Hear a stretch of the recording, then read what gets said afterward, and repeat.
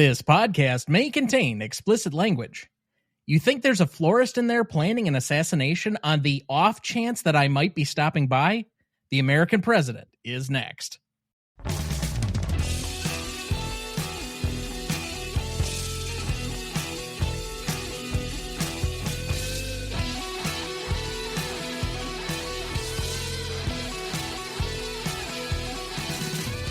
Welcome to the Greatest Movie of All Time podcast, the show that uses a unique grading style to redefine what the greatest movies are. I'm Tom Duncan. And I'm Dana Duncan. Boy, there was quite a pregnant pause there. Did you not know your line? I think I flubbed it. I was thinking about the 264 million Americans who think about their own lives as opposed to Michael Douglas's. That's fair. That's fair. Tonight, for our 286th episode, we discuss The American President from 1995, celebrating its 30th anniversary. Directed by Rob Reiner, written by Aaron Sorkin, cinematography by John Seal, music by Mark Scheiman, editing by Robert Layton, starring Michael Douglas as President Andrew Shepard, Annette Bening as Sidney Ellen Wade, Martin Sheen as A.J. MacInerney. I have such a hard time with his name. I don't know why. MacInerney. Good Lord. David Paymer as Leon Kodak. Samantha Mathis as Jeannie Basden. John Mahoney as Leo Solomon. Yeah, because John Mahoney definitely looks like he would be Jewish. Michael J. Fox as Lewis Rothschild. Anna Devere Smith as Robin McCall. Nina Simasco as Beth Wade, Wendy Malick as Susan Sloan, Shauna Waldron as Lucy Shepard, George Murdoch as Congressman, really descriptive there, Anne Haney as Mrs. Chappell, and Richard Dreyfuss as Senator Bob Rumson. Background for the movie: The American President was released on November 17th, 1995. On a rough budget of $62 million, The American President grossed around $108 million to finish number 32 at the worldwide box office for 1995. Critics were mildly positive at the time, but the film received no awards attention. The film was recognized by the American Film Institute as number 75 in its 2002 list of the 100 Years, 100 Passions. The screenplay for the film inspired many aspects of Sorkin's later television drama, The West Wing. The American President currently holds a 91% among critics on Rotten Tomatoes, a 68 score on Metacritic, and a 3.4 out of 5 on Letterboxd. Now, as we definitely don't want to be doing this by ourselves, we bring back two returning celebrity guests. First up, my mother, making her now record 18th appearance on the show to date, weighing in at a svelte 121 pounds. Please welcome back Christine Duncan.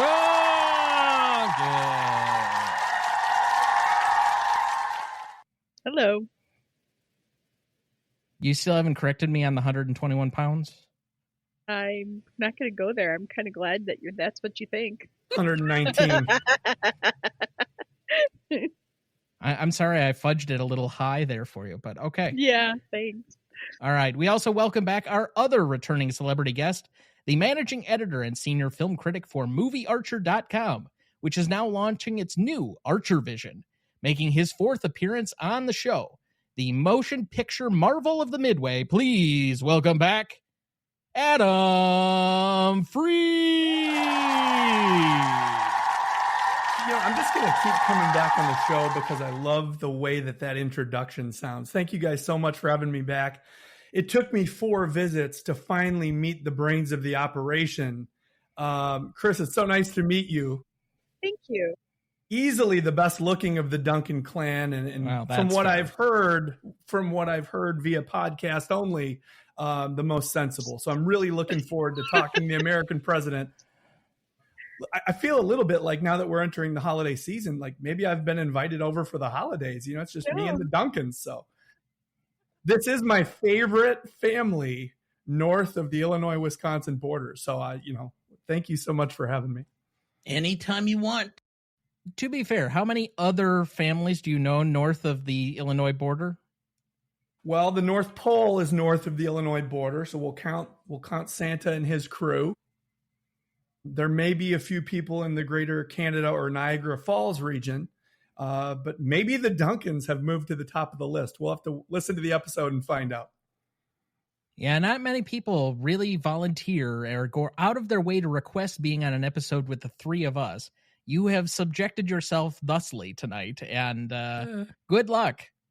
May I live to tell the story. I'm usually the butt of all the jokes. That Not is true. tonight. Well, you also kind of like set yourself up. I mean, yeah, that's why I'm here. You know, I'm like a rent a punching bag. Let's go. All right. So, the American President. This is probably the last big Rob Reiner directed film. He has a run from basically, when was why am I drawing a blank on it? His rockumentary. Yes, I do. This is Spinal Tap.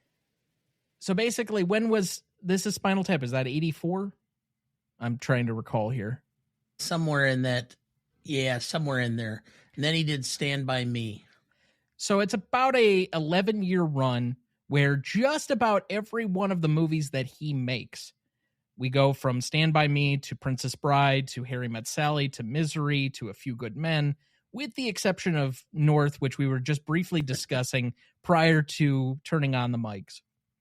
Yes. He has a great run of success, and this is his last true, I would say, critical hit.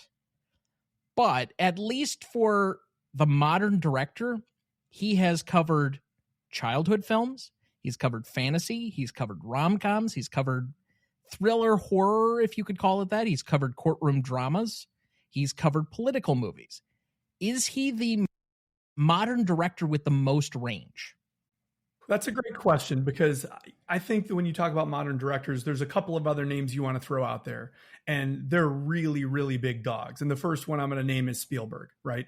There's very few genres that Spielberg hasn't touched. But when you talk about compressing the films that you just mentioned into an 11-year period, what Rob Reiner accomplished, I would say, is up there with anything that's ever been done. I think Spielberg has done quite a few genre films. I mean, he's covered heavy dramas, war films, he's covered thrillers, he's covered horror. He's even covered musicals and sentimental dramas even recently. But I can't point to the really great comedy that he's necessarily done. I mean, there's some stuff where he's touched on some movies that are comedic, but are not necessarily comedies. And I think that's one of the few things that he's really missing to round out his oeuvre. There you go, Dad. I brought it back in. Oh, yeah, okay. Gotta get the oeuvre in. Yeah, isn't that thing at the back of your throat that dangles down, you know? That. Did either of you look it up this week? You've had a whole week to not. Try and look it up. Yeah, I know. Why would I? That would mean that you're in my head. Adam, assuming that you haven't listened to the episode that was released this morning, last week I asked them if either of them knew the definition of oeuvre, and they couldn't answer me. Well, why don't you use this opportunity to educate and inform? That's why people tune in. I don't need to. It's better as a running gag. We've been doing this for probably 2 months, and I'm getting the idea that maybe Adam doesn't know what that word means either, so we want it explained. Wasn't it J. Edgar Hoover that used to run the FBI? Wasn't that a DiCaprio movie? I believe you are correct, yes. A Clint Eastwood if you've directed. ever been west, they have the Hoover Dam out there. My freshman year of college at North Park College, now University in Chicago, professor used to use what was basically... He was from Haiti, and you couldn't understand a word he said. I just remember, as you mentioned, yes, it brought back very chilling memories. My young freshman year of college. Do you want to mention what year that was, Dana? 1982. There we go. All of 82. Look, I was, unlike Tom, I was alive. That is true. There we go. 82. Good year. Okay. Mom, I specifically put this movie on the schedule because it's a movie you love. It's a movie that your parents love. What is your relationship to this film? Well, actually, before we started the podcast, before Dana left the house tonight, we were talking about that because we couldn't remember if we had seen it in the theater or whether he had rented it. However, I think we've settled on the fact that we must have rented it because you would have been about 4 and your sister was 1 and we had no money. So renting a movie and doing an at-home date night was typical for us at that point. And I think we rented the movie and saw it. And I don't know, I guess I'm just a sucker for romantic comedies. I've been on several on this show. And it just resonated with me. I think it's every girl's dream sort of to be a princess. And she walked in as one thing, ended up the princess, even though it's a presidential thing. And I think that it doesn't matter how old you are, you still like to think about being the princess. So with that, I think I watched this movie with my parents as well. I think my dad watches it every other month when he finds it on. So I've seen several scenes when I go to visit or I'm downstairs by them. They live with us and watch it with them while I'm standing there because I went to go talk to my mother and then I got involved in the movie and I can't just let it go. So it's just a heartwarming story that I think can resonate with a lot of people. And I think now too, with the political situation the way it is, and I don't want to necessarily bring politics in, but I think you can relate to his problems as president and the concerns that the people have that are working for him as well. So I just think it's a timeless movie. I don't think there's more than one and maybe a few other loosely associated romantic comedies that you have not been on the show to cover. Those that are specifically romantic comedies, the only one I can think of that you weren't a part of was Love Actually. Everything else, I think you've been. You introduced me to that movie, and I've watched it multiple times now, and I like that too. Because I, like my mother, like really trashy, predictable rom-coms. Especially at this time of year. Are you saying Love Actually is a trashy movie? It is not a good movie, but it's a movie that makes me feel good. Yeah, and I think that that's an important distinction that we can make too. As I was rewatching The American President, I felt like this is a movie that reminds me of a blanket that you've had for a really long time. And it may not be of the highest quality. The thread count isn't something that you would pay a lot of money for, but it just fits you the right way. And as I was kind of looking back on Rob Reiner's career and on Aaron Sorkin's career and everyone in this fantastic cast, I don't know if it's like the apex or the epitomized example of what any of them have done in their career. And yet when you put all the pieces together, it's like greater than the sum of its parts. And this is a great movie for me once every 4 years. Every presidential election, I get up early, I make a really good breakfast, and I pop on The American President. And I started doing that, I think in the year 2000 when I was in college. And I started doing that because this is a movie that reminded me of the optimistic hope that the United States of America has always represented. I grew up with a grandfather who loved Ronald Reagan, and I really grew up in the shadow of Reagan's America. And I was always taught to see our country as something that was a great opportunity for everyone. This was a place that represented what America should be. And this movie, I think, captures that so perfectly. And there's so much hope and turmoil throughout the story, but ultimately so much hope just in who we are as a people. And so I like to remind myself that this fictional president within this fictional construct that was so beautifully created by Aaron Sorkin is something that it's like, no, I know it's a movie, but this is who I want us to be at the end of the day. And that's why I watch it once every presidential cycle. I think a lot of people would feel the same way about The West Wing. It's a very idealistic show that communicates certain canonical values of America and what it could be. It ultimately gets us plugged into what should be our better angels, what we should strive towards. Yeah, because the underlying current of The West Wing and, of course, of this film, it's what is best for the American people.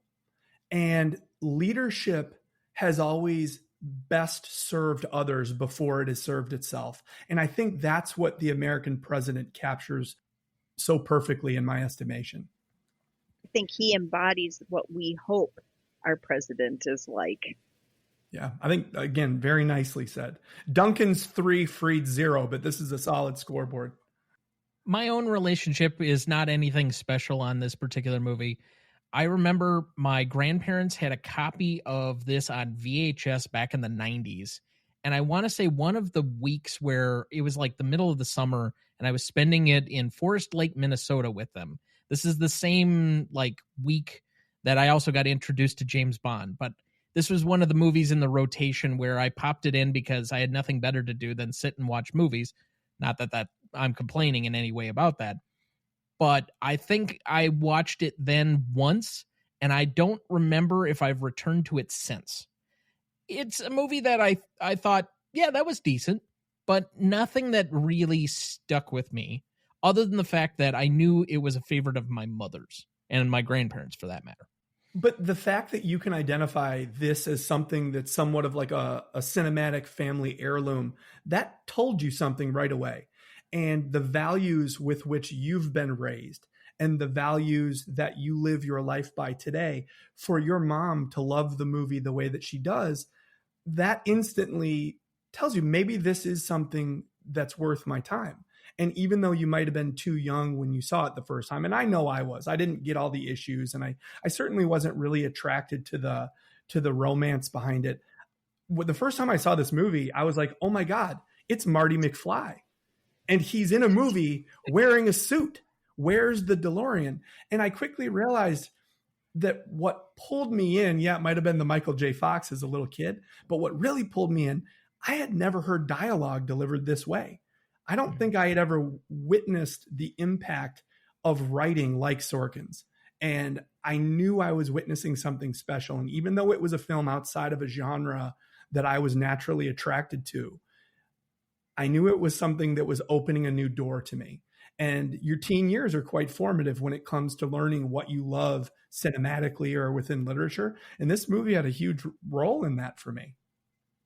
And to take it back again, I felt the same way when I started watching The West Wing in college. Yes. And that's when I was most politically active. Not that I don't have political opinions, and I'm still a political and news junkie, and I think about this stuff all the time, but I was most actually active as a participant in the process during that period of time. So it was a show that connected with me in my somewhat idealized world of what this should be. And I can definitely see how one translates to the other, especially because there's a lot of cast members from this movie that translated into the TV show as well. And not just Martin Sheen, but there are other people from this cast that were directly taken and put in roles. And some of the roles, frankly, like Martin Sheen's role in this movie is directly basically taken into the TV version. Even though it's a different name and a different technical character and actor, you can see the one-to-one likeness between the two. So it's not a big stretch there. Yeah, and you almost get the feeling once you saw The West Wing play out over a couple of seasons that maybe the American president, albeit an entertaining and very welcome watch on my part, maybe it would have been better as a television series. And I don't say that very often. I think there are a lot of things left on the cutting room floor of this one that it feels very neatly packaged at the end. Like everything gets really resolved very quickly for as many issues as it raises within the first hour and 15 minutes of the movie. It seemed almost like a kaleidoscope. Everything happened so quickly and moved so fast that you really never got a good grasp of what was going on and what impact it had on things in general. And so that where I think the biggest flaw in the script is it just seemed to go by so quickly and just make certain assumptions. And there's stuff that you can spend an entire season hashing out or slowly dripping through and watching as people make more and more decisions over the life cycle of what politics really is. Even though in our current modern moment, it seems like politics moves at a 1,000 miles a minute and everything changes from day to day. And the stories from last week, we barely remember this week. There's still something to be said that the life cycle of a true political season doesn't change nearly that quickly. And every new kind of election cycle brings with it its own thing. So to see this done in a 90-minute movie where I think the entirety of the movie is within 7-ish weeks, that seems about right. Yeah, no, it was extremely tight. Chris, you opened the show, you mentioned something about how you viewed Annette Bening's character, Sydney Allen Wade, as kind of like the princess who gets to have her princess moment. And I was wondering, just beyond that, as the father of a daughter, did you ever view her as like a feminist icon as well? Because she obviously represented a lot more than just a woman in a pretty dress. She was a beautiful woman, but she was intelligent. And has a career. Yeah. Talk to us a little bit about that. Well, I think that's important too for women to know that they can be a princess, quote unquote, but that they can have a career, that they can have a brain, that they can speak out and be heard and do something important with their lives. And what she was doing was trying to save environmental things, which is still going on today. It's still important. There's still a big controversy over. And I think that didn't bother him.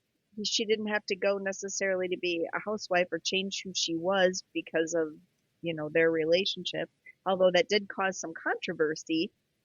But I think that you can have that career and you can still be that princess and you can still, all of those things. And she was a role model then for Lucy. Already in the film, it kind of shows parts of that. And I think that's important. She can be the whole person. Do you think she was on the path, Chris, of being more like a Jackie O or being more like a Michelle Obama? I think more like a Michelle Obama. Yeah. Yeah, she's just got that personality. And when you guys were talking about how things happen fast, I think what was missing in this is the character development, right? I think that because everything happened so quickly, I would have liked to seen some more character development about his staff, what was going on around him, or maybe the people she was working with. The only one we saw her really with was the woman to begin with, and then her boss. And there still wasn't a lot of development between all of those people. So I think that your summarization of it being a television show is probably a good thing, and you could get more of that. But maybe that's why he created the West Wing, to give the character development. Yes, the original creation of the West Wing was for the staff to get the spotlight specifically. I mean, that's why Rob Lowe was cast in the show, was that the staff was supposed to be the lead of the show, and the president was almost never going to be seen. Originally, that was how it was going to be, except then, Martin Sheen came in and he was really, really fucking good. And so, you kind of throw up the script a little bit and the show changes and modifies and becomes something else. So if you haven't seen the show, Mom, I think that there's a lot on the bone for you to watch for that. And I know it's a show that a lot of people that you're friends with have really enjoyed, regardless of the political spectrum they find themselves on. Yeah, it's one that I just have not sat down. It's so lengthy. I think that's a little intimidating for me coming into it at this point. But, like one bite at a time. It's not like it's coming out with new episodes for you, so you could catch up at any point. I suppose I can, but then I'd have to actually sit down. So that's true. We mentioned the fact that the American president feels a little bit like it comes up short in terms of character development. This may be the rare case where the on-screen talent is so good and so believable that they're like, no, they are just these people. And that was enough. They didn't need to fill the script with a whole bunch of meaningless exposition, because we knew exactly how neurotic Lewis was the second he walked on screen. And we knew who AJ was, and we knew Andrew Shepard was something special from that first interaction with his daughter. And so it was one of those movies that maybe it even hurt itself that it was cast so perfectly. That's an interesting theory. I'd have to mull on that. Mull away. Well, I mean, even, when you're adding somebody like David Paymer, who I think is a phenomenal character actor, he was so perfect in that role, even in and of itself. So, yeah. So, Dad, what for you is the movie about? Boy, I struggled with this one because this film can be almost like a Rorschach test. And it hits me of what it is differently depending on what is going on in the world when I watch it. I think this is now the 5th or 6th time I've seen it. And right now with the world as it is, and with the shutdown and the effect of what I perceive as being poor leadership, I think that's what the film is today to me, is the ideal of, the American people will travel or will follow somebody if they believe the person's actually leading them somewhere. If I watch it in another year, it may be completely different. I know that I've watched it and had ideas of, standing up for your principles as being one of those things. Being able to understand that you need to set the discord. You have to establish what the conversation is going to be. If you don't, they will. And you cannot let somebody else define you politically. So those are three things I thought of at different times about this film. But like I said, today I would say it's the fact that sometimes you have to just lead. And I think that's where it strikes me right at the moment. I would agree that leadership is a significant component of the movie, but by extension, I'll go to a subcategory. How much communication is key to good leadership, and particularly as brought out by this movie. He opts for a strategy of no communication, and that's usually, and in the realm of politics, it's magnified in a way that it wouldn't be in other fields or professions, because so much about politics is communication and persuasion and talking to people and voters, and that's how you have to accumulate some level of power, is you have a mandate from people by talking to them on a regular basis. But nobody pursues something like the presidency without wanting the bully pulpit. And him neglecting it in this movie is what really moves the plot for me, is his willingness to give that up, not because of anything major. And to a degree, you could relate it to the modern setting again. And I was drawn back into thinking about modern times, where he says, if I just don't focus on the story of today, it'll move to the next story tomorrow. And frankly, with where we're currently living, he's probably right. But in the politics of the 1990s, and this is why some of this film does feel a little bit quaint to me, because it's taking you back to a much simpler time of politics, where things like the president dating someone, a lobbyist, would be a huge tabloid story.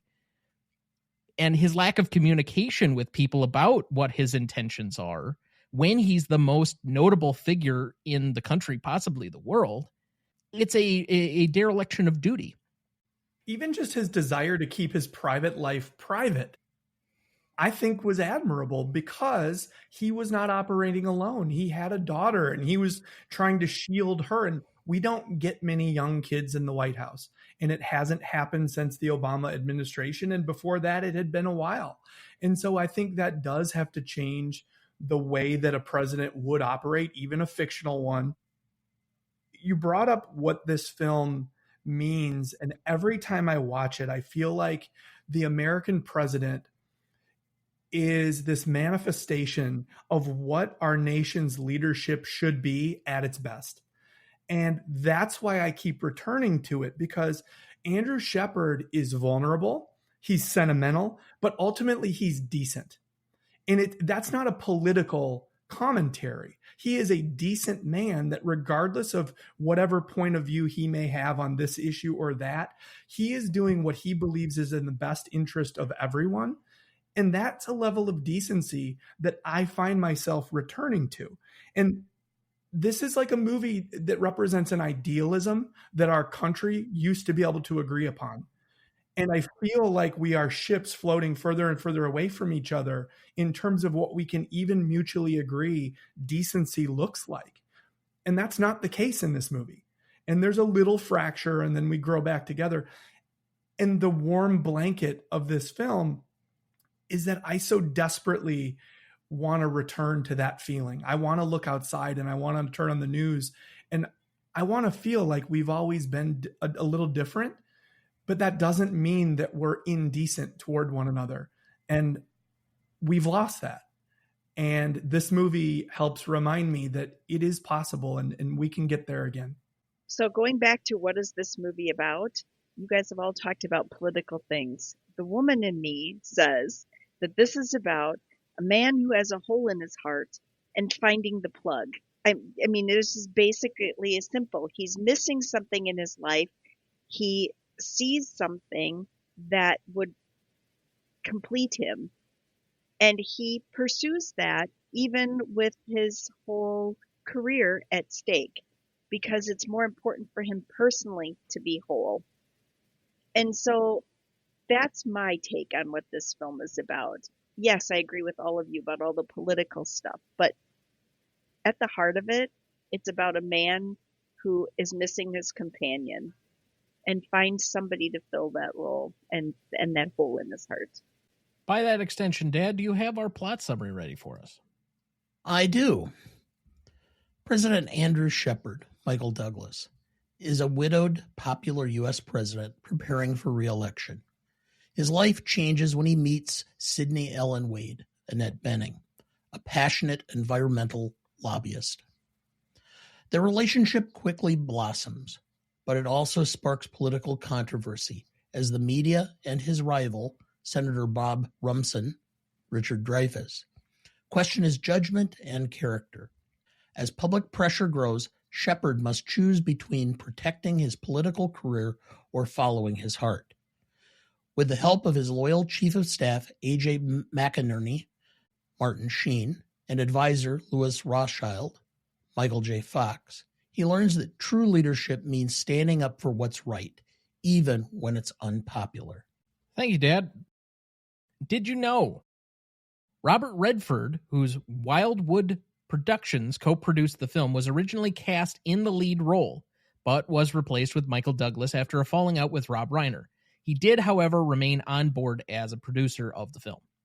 This is a very different movie if Robert Redford is the lead of this movie. You know, there's something, and not to speak ill of a man who's just so recently passed, but there's something that Michael Douglas is able to harness in this performance. There's a warmth and a charisma, but it's like a distant charisma.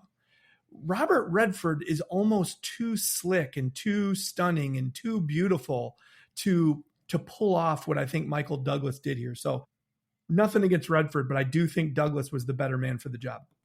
I mean, they both have a certain level of charisma that's attractive to people. And could I see Robert Redford as a presidential figure? Absolutely. But in this kind of movie that's requiring a certain level of quiet strength and a certain level of vulnerability that I don't think Redford, if he showed vulnerability, was never in this kind of situation, in a romantic situation, frankly, because I don't know if he knew how to tap into that portion of himself. He probably never was romantically vulnerable himself. He never struck out. No, probably not. And, you know, Redford would have been 60 when this movie came out, where Douglas was closer to 50. And so I do think there was a level of age appropriateness about him having like a preteen/teen daughter, being a 50-year-old candidate versus 60. And not that Redford ever looked his age. I mean, he looked better at 80 than I'll ever look in my life. So there could have been a little bit of that to it as well. Did you know? Before the movie started shooting, Michael J. Fox was still keeping his Parkinson's disease a secret. He felt he would lose the role if Rob Reiner found out.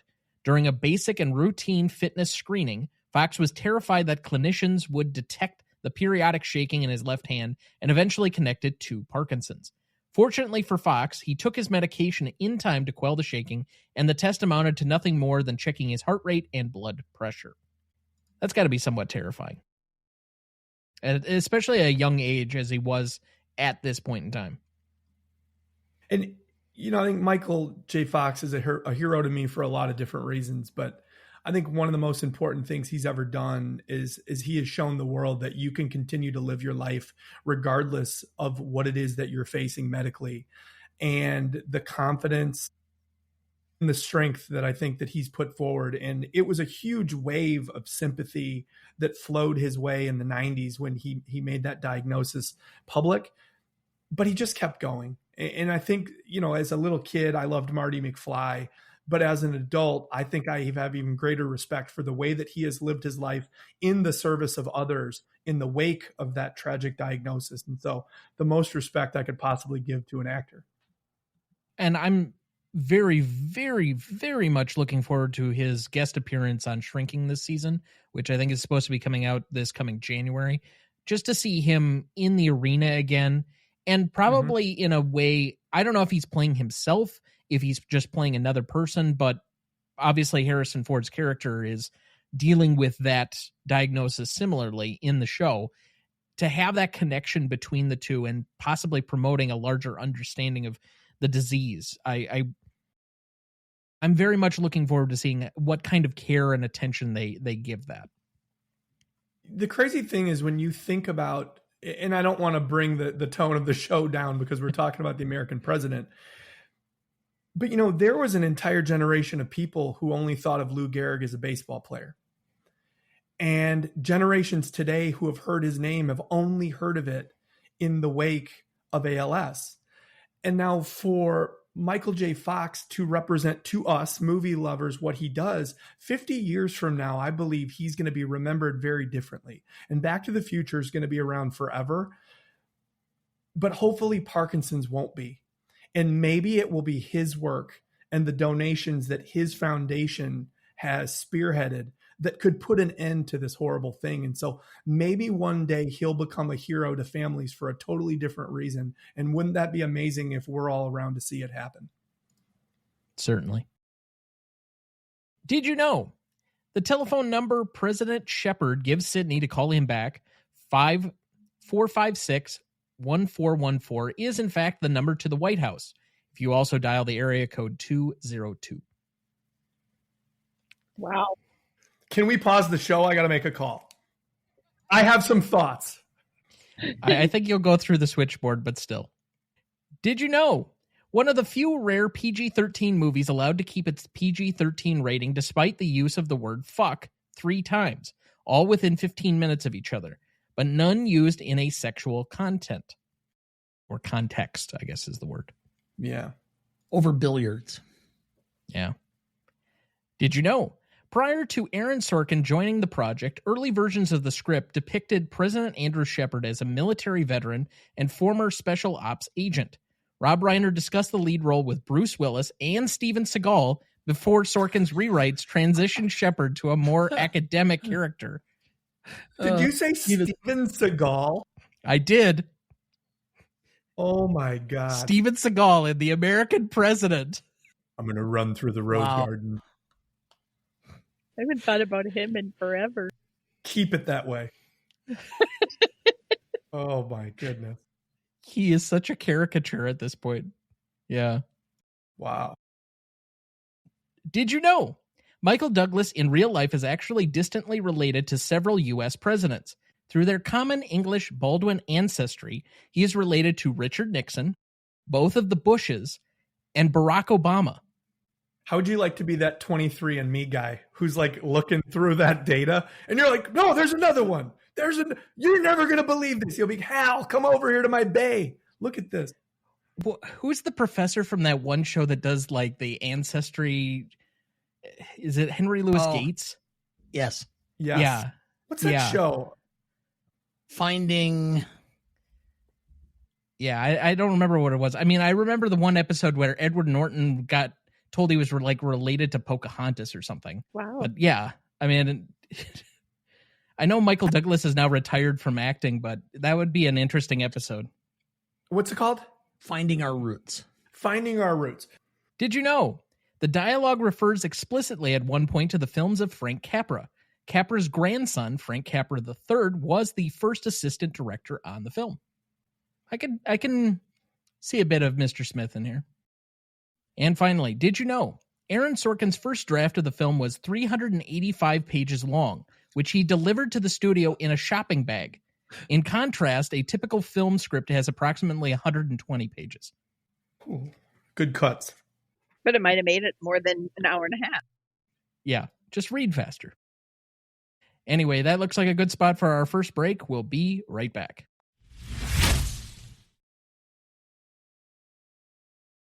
Before we jump back into the episode, next week for our 287th episode, we welcome back Sarah Shea of Shea Cinema to discuss One Flew Over the Cuckoo's Nest from 1975, celebrating its 50th anniversary. Directed by Milos Forman, written by Lawrence Hoban and Bo Goldman.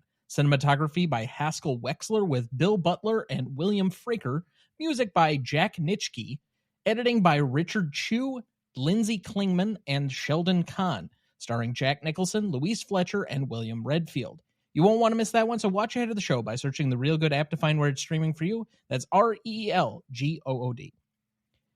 All right. Before we get too much further, Mom, I know you don't have anything to plug for yourself unless you've somehow written a book in the last week, but we'll cut to our other guest. Wait, Chris, go ahead. What are you going to start doing? I'm going to start my Christmas baking this weekend, so, it's what I do. I love that. What's your go-to? If you're really looking to wow somebody, what's your go-to choice? Boy. For Christmas baking or in general? Yeah. No, Christmas baking. Well, I make gift baskets for people in my life, and I make homemade jams and jellies, and then I make a loaf of bread and wrap it all beautiful, and then, we put cookies and different things in there. So I like to give away gift baskets. Syrups? Oh yeah, I make raspberry and blueberry syrups. So I've done that with Kahlua, pancake mix. I make Kahlua, eggnog. See, Irish cream. I knew I was coming over. If I can get past the border police at the Wisconsin-Illinois border, I will. Just tell them you're coming up to see a lake. They'll let you through. I've heard rumor of a lake. Yes. So baking and cooking, actually. I love to cook. So I'm already starting to plan holiday meals. Amazing. Love it. But let's cut to our other guest. Adam, what's going on over at Movie Archer, and where can people find you? Yeah, thanks so much for asking. So it's actually been a really exciting month or so at Movie Archer. So obviously moviearcher.com, a contemporary film review, television review, festival coverage.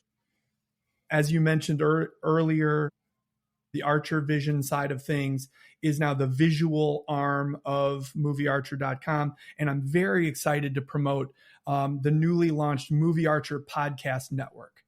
And the Movie Archer Podcast Network officially goes live on January 1st of 2026, but we've had our big announcement episode. It is a conglomeration of 3 shows as of right now. It's the Revisionist Almanac with Andrew Corns. It's Movies and Us with Jen Hahn and Sarah Callan, and then TV and Us with Jen Hahn and Sarah Callan. And in addition to that, we have a very gifted young film critic from Chicago by the name of Nico Caruso, who's come on board and who's doing a whole bunch of visual content for us. And so very excited to share that with your audience. And all of that is available on all the socials. You can follow at Movie Archer or, of course, over at moviearcher.com. Thanks for asking. Absolutely. We obviously are very receptive to all of those people, with the exception of Nico, who I've not had the chance or the pleasure to meet yet. But all of the other ones have been guests on our show. In fact, Jen and Sarah will be coming up very shortly. I think they have an episode on Raging Bull coming up in December. So they'll have an opportunity to promote again when they get to that. Yeah, I think you're gonna love them as guests. They are extremely gifted. They bring a unique perspective. Absolutely love working with them. And anybody who wants to check out Nico's work, he's at Nico Caruso, and also YouTube Nico Knows Film. So he's great, and I think down the line he would be a great guest as well. Absolutely. I mean, well, I'll take you behind the scenes a little bit on this. I don't usually go recruiting for guests. They are often suggested to me, or like people have reached out to us for guest spots, but I don't go looking to be guests on other people's programs very often. And even less so now that I'm in law school and just the time factor. But we are usually fairly willing to have people as guests on our show. It's gotten a little bit tighter in the last couple of years, and especially this season where we've just had a very full guest schedule. But that being said, Jen and Sarah might be some of the easiest guests to have on a show. Incredible. Like, I don't have to do a whole lot as the host to keep those plates spinning. I don't have to cut to them. They know instinctually when to come in and when not to, and it makes it very easy for my job to have them on. Yeah, it's like one of the greatest compliments that you can give to a broadcaster of any kind, to just say that what they do seems effortless. And I think we all know the amount of work that goes into, operating a show and making it seem seamless. And they are effortless broadcasters and extremely talented. Very lucky to get to work with them.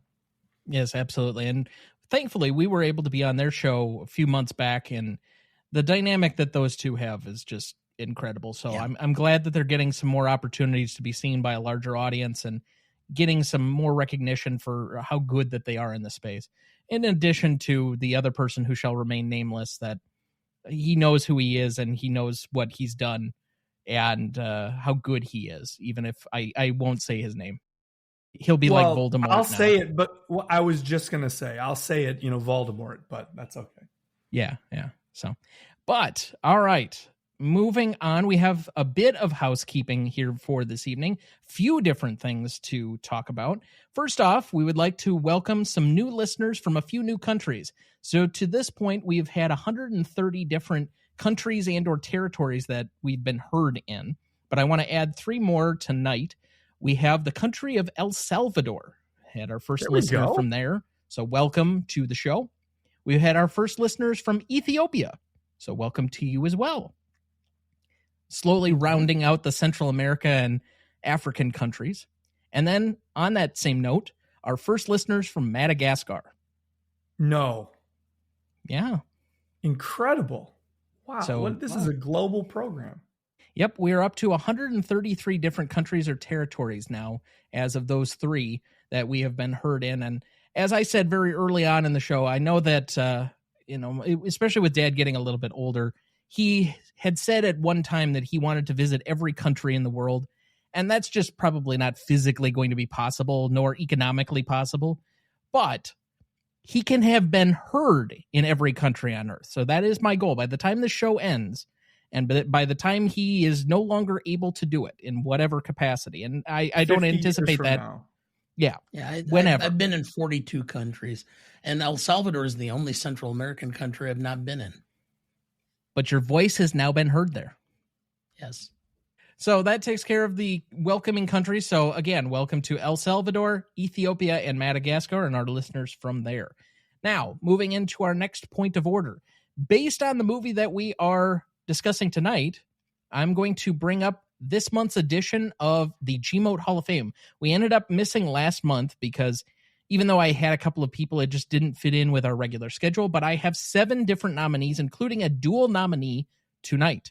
So, Dad, I have 1 director-producer to nominate. I have 2 different actors, one of which was just a gross oversight on my part. I have a composer, and I have 2 editors.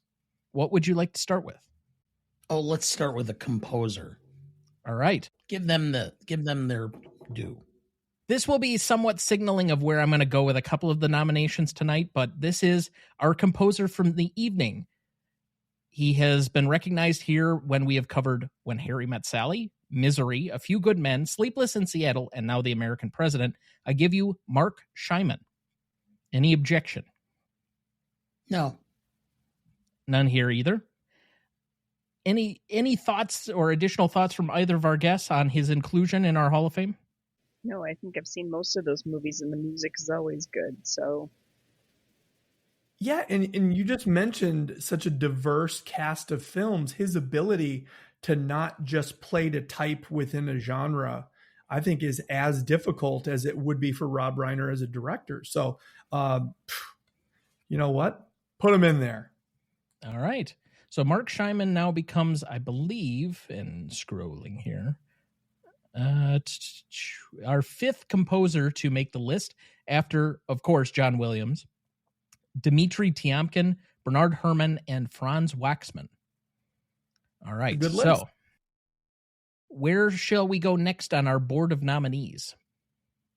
Oh, let's go with whatever one was a gross oversight on your part. Okay. Well, this is one I feel a little sheepish for, but it was like, we've covered him in one film, and I was just thinking about it. I wonder if we've covered him in a bunch of different films, and then you start adding it up, and you're like, oh, we've got 7 for him. So this person has been a lead or at least a significant part in Men of Honor, which we covered last week, Taxi Driver, Goodfellas, The Godfather Part 2, Meet the Parents, Joker, and Silver Linings Playbook. I give you the great Robert De Niro. How could you miss De Niro? I thought you were going to give us somebody quasi-obscure. Yeah, well, let's check De Niro's resume and see if he qualifies. Oh, my God. Well, my vote's easy. It was one where it's not like he's in a huge string of movies, but it was an oversight where I wonder if we've covered enough De Niro films. And then you start adding it up and it's like, oh, well, he's got plenty here. All right. It's close, but I don't have an objection. He will become our 9th actor inducted after James Stewart, Harrison Ford, Morgan Freeman, Matt Damon, Brad Pitt, Tom Hanks, John Ratzenberger, and R. Lee Ermey. John Ratzenberger got into the Hall of Fame before Robert De Niro. Just let that echo at home. Okay. Where shall we go next on our Monopoly wheel? Go with an editor. Okay. I have a person who has worked as and this is one of these where I made a slight exception. He was an assistant editor on one of these movies, but he has been an editor for Aliens, The Shining, 2001: A Space Odyssey, Batman, the Michael Keaton version with Tim Burton. Believe I was on that episode. You were. And Dr. Strangelove, where he was an assistant editor. I give you Ray Lovejoy. In. Yeah. Okay. I have no objection. Obviously, if I'm nominating, I would... basically, I'm saying yes. So he would become our 2nd editor behind Michael Kahn, who was inducted 2 months ago in August. All right. Hold on. There was an omission when you were just giving his filmography. You left out that he edited the 1994 classic Monkey Trouble. Don't ever forget Monkey Trouble. So you can give me 2001 and Aliens. You do not omit Monkey Trouble. So this guy, he's in. That's fair, but I only covered films that we've covered so far on the show. You have to have 5 in order to be eligible as a nominee. Well, what I'm doing is I'm previewing for your audience that Monkey Trouble may be coming up next season. And maybe your mom will be kind enough to come back and discuss that cinematic masterpiece. I'm busy that night. Okay. To be fair, we have 9 current actors in the Hall of Fame. I think we'll have a 10th when I tell you who that other potential nominee is tonight. We still have yet to have a single actress in the Hall of Fame because on the last episode you were a part of, Dad voted down Carrie Fisher. I remember that. I was deeply offended. He said no to the Cinnabons.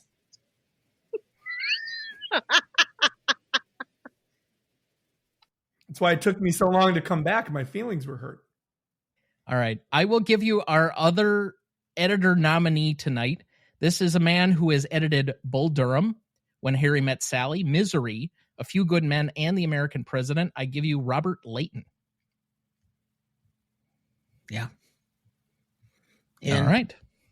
I thought And so. sports movies are hard to cut. And I really like the way that Bull Durham presents. So, yeah, I think that's a great nomination. All right. Our other actor of the evening. This is a man who has played at least small parts in 5 movies. He's also been a significant part in several of these, but he was in Cool Hand Luke, Hoosiers, Easy Rider, Apocalypse Now, and Rebel Without a Cause, Dennis Hopper. Dennis Hopper. Yep. Yeah. Definitely. He was just before my time, but what a cultural icon. And, kind of like that late 60s, early 70s countercultural movement. The first time I ever saw him, I'm embarrassed to admit this, it was in the movie Waterworld. Do you guys remember that one? No. With Yes, Kevin Costner? Yes. It was this like balloon budget. I don't want to throw numbers out. It cost a lot of money and it didn't do very well. And people said this is the end of big budget filmmaking. And I just remember Dennis Hopper being this maniacal antagonist in the film. And I was like, there's something special about that guy. And my dad's like, you idiot. He is so famous. I thought he was like just getting started, but I was catching him kind of toward the end of his career. He came back off of all of his rehabs and such. And the first time I saw him is a film my dad and I were watching one Saturday night. And we're both looking at each other with our eyebrows raised like, what the hell is this? Blue Velvet with Hopper sucking down the nitrous oxide, and we're just looking at each other like, what the hell is this? And then that's where I came up with the term, the 48-hour movie, which is, it took me 48 hours to understand that I liked it. Except that the term keeps changing. Is it 36? No, you said 3-day film. Okay, 3-day film. All right. Anyway, but yes, that was what it was, because it was complete shock value, but oh well. He was a one of one though. Like nobody did what Hopper did. There was nobody who could recreate that. So yeah, great nomination. All right, our final nominee tonight is a dual nominated person in both producer and director. He would be our third crossover where it's a dual nomination between producer and director. Currently, we have 3 producers in the Hall of Fame: Steven Spielberg, George Lucas, and Stanley Kubrick. Spielberg and Kubrick are in both director and producer. We also have for director Alfred Hitchcock, Billy Wilder, and Christopher Nolan, as well as David Fincher. But this person, and this is why I brought it up specifically on this episode, has directed 5 movies that we have covered. This is Spinal Tap, When Harry Met Sally, Misery, A Few Good Men, and tonight's The American President, Rob Reiner. Definitely. No argument. These are all good choices. So that covers the gamut for all of our nominees tonight. So again, just a recap of who we have put into our Hall of Fame. We have Rob Reiner in both producer and director. We added Dennis Hopper and the great Robert De Niro in actor to be our 9th and 10th actors nominated, or enshrined, I guess is the right word. We have Mark Scheiman, who is our 5th composer, and we have 2 more editors to give us 3 full editors in our Hall of Fame: Ray Lovejoy and Robert Layton.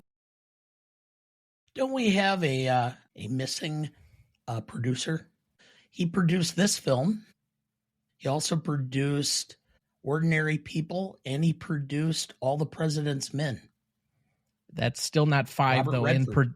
but that's not 5 in producing. And he hasn't been an actor in 5 films that we've covered, because I've checked into him. I know. But I mean, we're getting pretty darn close with 3. Is there another one or 2 that we're missing? That he was a producer Did he produce on? The Natural? I'd have to look.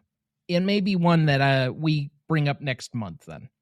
Because when he originally passed away, it was somebody I looked into to add to the overall list. And frankly, I have a very long running list of people that could eventually be nominated, but we haven't covered quite enough of their movies. They're like one short. And for categories that we haven't gotten to yet, we still don't have an actress or a cinematographer in our Hall of Fame.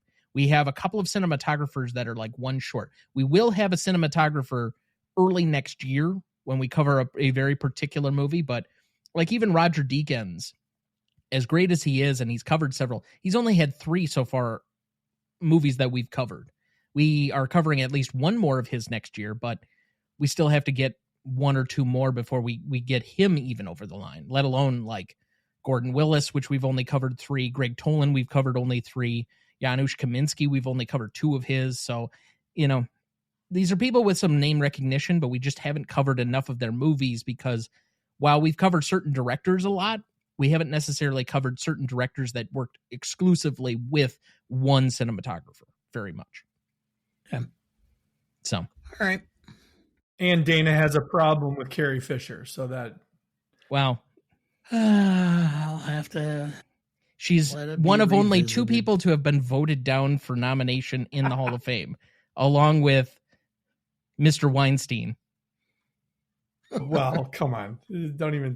Talk about Voldemort. Hey, let's pause the episode. I'm going to go update Carrie Fisher's Wikipedia and let her know and all of her fans that she's been rejected from the Hall of Fame on GMOAT. You do that. We'll wait for you. Wow. Okay. But that brings us to our last point of order for the evening, our last piece of housekeeping, and that would be the Cinema Legacy Poll rankings for this week. Last week, we left you off at number 31. We covered number 40 through 31. Just a quick recap of that. Number 40, we had Dr. Strangelove, or How I Learned to Stop Worrying and Love the Bomb. We had 39, Network. 38, Blade Runner. 37, The Dark Knight. 36, No Country for Old Men. 35, Do the Right Thing. 34, T2, Judgment Day. 33, Lawrence of Arabia. 32, Rear Window. And 31, Heat.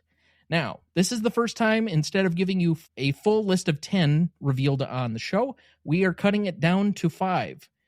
This will be the case until we reach our final 5 films to reveal to you, where we'll be cutting it down to 3, and then the final 2 will be released on Christmas Eve in our last episode of the season. But tonight we have numbers 30 through 26 to give you. So first up, we have a Martin Scorsese classic. For my money, it is his best film. I know there are arguments for at least one other one, and this will not be the only time that he has a film on this list, but I give you 1976's Taxi Driver. Then we have number 29. We have our next Stanley Kubrick film, a film that I really enjoyed covering when we did earlier a couple of seasons ago. His only horror film on the list, and that would be 1980's The Shining. 28, we have one of the biggest sci-fi classics ever to grace the screen that needs no interlude or real introduction. We have George Lucas's Star Wars from 1977. Then, given that we've already talked about this film a few times tonight, we have number 27, the last Robert Zemeckis film on the list, with Michael J. Fox from 1985, Back to the Future. And finally, at number 26, we have the sci-fi classic 2001, A Space Odyssey. This is our final Stanley Kubrick film. So no single Stanley Kubrick film made the top 25. All right, Mom, I'm going to put you in the hot seat now. Dad and I have covered all of these for the show. I know Adam has seen them all. They're like cinema classics. But have you seen Taxi Driver? No, I have not seen Taxi Driver. Have you seen The Shining? I've heard you talk about it. No, I have not seen The Shining. Have you seen Star Wars? Like those kinds of movies. Yes, I've seen Star Wars in the theater when I was a kid. Actually, I don't think you would have as hard a time with The Shining because you and I have very similar horror sensibilities, and it's more of a eerie or creepy movie than it is necessarily like horrific. There's really only one jump scare in the entire movie. But anyway, I digress. So. Number 27. Have you watched your brother from Germany's favorite movie, Back to the Future? Yes, I have. Actually, I saw that in the theater too. Okay. And finally, have you watched 2001, A Space Odyssey? I have not. I think you'd be very bored. I was going to say. Just knowing your film taste. Yeah. Chris, did you watch Barbie? I did, and I didn't really like it. Okay, well, just watch the first 5 minutes of 2001 then, and then you'll see the Barbie crossover. Okay. And then you can leave it alone. Yeah. But initial reactions to these 5 films on the list. Yeah, I think some of the ordering is giving me a little bit of pause, but you can't argue with any of these movies being on the list. I think it's interesting that the group of 5 that we got today feature 2 different Kubrick films, and they end up so close together. I think that that's fascinating. And also when you look at the years represented, the range was only from 1968 to 1985 in that group from 30 to 26. So kind of a compression of time there. But I also think it speaks to some of the sensibilities of the people who voted in your poll, because what age were they when they were seeing these movies, which tells me they're all probably in the 35 to 50-year-old range. So makes sense. Every single one of them has individual merit that makes them worthy of a Hall of Fame. I know that the order is probably going to be when we get all of these released, and then we can just talk about the list in full. What people are going to probably comment on the most, and it's the number one thing that we had the least amount of control over based on the format of how this was done. Mm-hmm. By putting it in a point system, it ranks itself as opposed to anything else we're going to do. And that's somewhat by design. Would I have personally had Heat as the number 31 film? No. But do I think it's an unworthy inclusion into the overall 122? No, I don't. I don't think there's any film on this list that, with the exception of a couple where I was a little bit surprised, and it's just because a couple of people really championed like 2 or 3 films on this list, where I would say, and it might be just on my sheer ignorance for not having seen them myself, and there are, I want to say, about 14 films on the overall 122 that I haven't personally seen, that I was a little bit surprised by because I haven't seen them on many other lists. There is nothing from this point going forward that I have not seen, and so that for most people would not be surprising. But the order is definitely going to be something where people will quibble, and that's just the nature of doing this. But, quibbles aside, I also think that the way that this list is playing out is a fascinating one, maybe for somebody like Chris or for somebody who's like a completist to go, just today from Taxi Driver to The Shining. That's really a fascinating look over just a couple of years span in cinema history.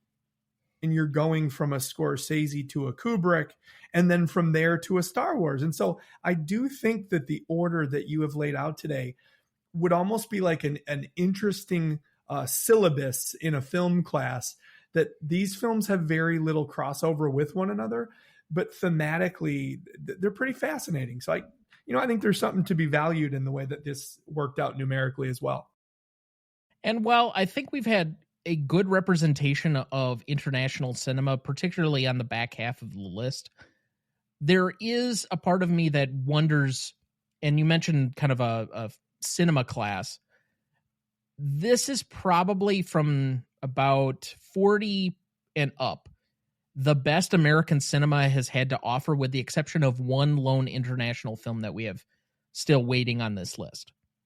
So it's hard for me to really argue with a whole lot of what's here in any capacity, but it's still, it'll be interesting when we get to the end. Certainly. I think most of the people that are afraid that like some of their favorites aren't going to be here, we haven't revealed enough yet, but I guarantee you, all the films that you think should be there will likely be there. Yes. Yeah, and I think that I like that you've now shortened the release down to 5. We're building a little bit more suspense, and I know that the Star Wars people, myself being a Back to the Future person, and the Kubrick people are going to feel well represented. But also like, well, wait a minute. Then if 2001 is at 26, what do the next 25 look like? And so I'm anticipating myself as just a fan of the show, finding out where we go next. Yeah, there's definitely some of that feedback that I've had. I mean, Taxi Driver is ranked very highly. The Shining is ranked very highly. 2001 is ranked very highly, and a whole assortment of lists. Lawrence of Arabia was kind of one of the weird ones last week where it shows up at 33, and that's been in a lot of people's top 10s before that. Yeah. I think this list is a little bit more varied in maybe some favorites that haven't always been critically acclaimed, moving ahead of some of the more critically acclaimed favorites. And sometimes favorite movies go in front of great movies, and especially with a poll like this. And that's okay. It's a little bit of a distinction without a difference. And so we'll just see how it plays out. Keep tuning in. So some other feedback or takeaways from the evening. This is our 7th horror film on the list so far with The Shining, joining The Exorcist, Nosferatu, Train to Busan, Night of the Living Dead, Seven, and The Thing. We still have 5 more horror films left to go on the list. 5 of the top 25. Wow. Yep. That's actually, surprising. It's like 10% of the overall total is horror films. It's like 12 out of 122. I continue to underestimate the power and the staying power of that genre. It's not personally my favorite. I've got a great guy by the name of Dave Hughes who covers horror for me at moviearcher.com. And it is just his lifeblood. He loves it and he'll watch everything. And I guess that's probably my biggest shortcoming as a cinephile and as a film fan, as a critic, is maybe I need to start giving a little more respect to our friends in the dark. I think there are ones though that you've seen. So I don't think these are any ones that are like out of the ordinary. And I have a slightly looser definition of what horror is, especially if I've included something like Seven, which to some people is not a horror film. And for me, like a Bob Rumson campaign speech was horrifying enough. Fair enough. Yeah. And I'm running for president. We know, Richard. We know. Dennis Quaid as Reagan. Ooh, I couldn't sleep for weeks. We had our 7th, 8th, and 9th science fiction films in Star Wars, Back to the Future, and 2001 this week. They join T2, Blade Runner, Interstellar, E.T., Eternal Sunshine, and Wall-E. We still have 4 more science fiction films left on the list. We had no Best Picture winners this week. It is the first time of any of the releases that we've not had a single Best Picture winner released. We've had 21 winners announced so far. There are still 6 more Best Picture winners to be announced. We still have the most Best Picture winners from the year or the decade, the 1960s, which I find fascinating. Tom, of the 5 you announced today, without going back and doing the research of who won that year, which of those 5 should have won Best Picture in your estimation? And I know I'm putting you on the spot, but that's what you're built for. So I don't personally like Annie Hall, and it was already nominated for Best Picture. I'd probably have Star Wars ahead of it based on its cultural impact and just cinematic impact. I think you can make a really good case that 2001: A Space Odyssey should have been ahead of Oliver based on its genre definingness. It would be hard for me to put Taxi Driver ahead of a couple of the other films that are in there. I mean, I think it's Scorsese's best film, but I had Network as my number 3 film of all time in my list that I submitted. So I don't think it makes quite the list there. I had The Shining on my list, but I did not have it above Ordinary People. And so it doesn't make the cut there. I think you can make a very credible case that Back to the Future is definitely better than Out of Africa. Without question. I don't remember what else was up that year, but come on. I mean, that was just such a case of, well, you know, it's a teen film. It's lighthearted science fiction. And then every year that went by, people realized, oh, no. This thing is special. And just its staying power and the annual events. And of course, they just had the 40th re-release and people are watching it now in 4DX and their chairs are vibrating and they're being sprayed with water. And it's just as much fun as it's ever been. So, yeah, it's a great list. I love it. And obviously great films all across the board. So I mentioned it as our 2nd and 3rd Kubrick's on the list. This is his last film that will be on the list. 2001 not even making the top 25 is a little bit surprising, but I get it. Our 2nd and last Robert Zemeckis film, we also had on previously Who Framed Roger Rabbit, which was a little bit of a surprise to me. Our first and only George Lucas film. He obviously did not do many directorial films, so that's there. This is our first Martin Scorsese film on the list so far. And he will obviously come up at least once again. Our director breakdown so far, we have one person who has had 5 films on the list so far. That is Akira Kurosawa. We have Christopher Nolan at 4. We had 3 people at 3 with Quentin Tarantino, David Fincher, and Stanley Kubrick. And we have a mess of people with at least 2 films on the list.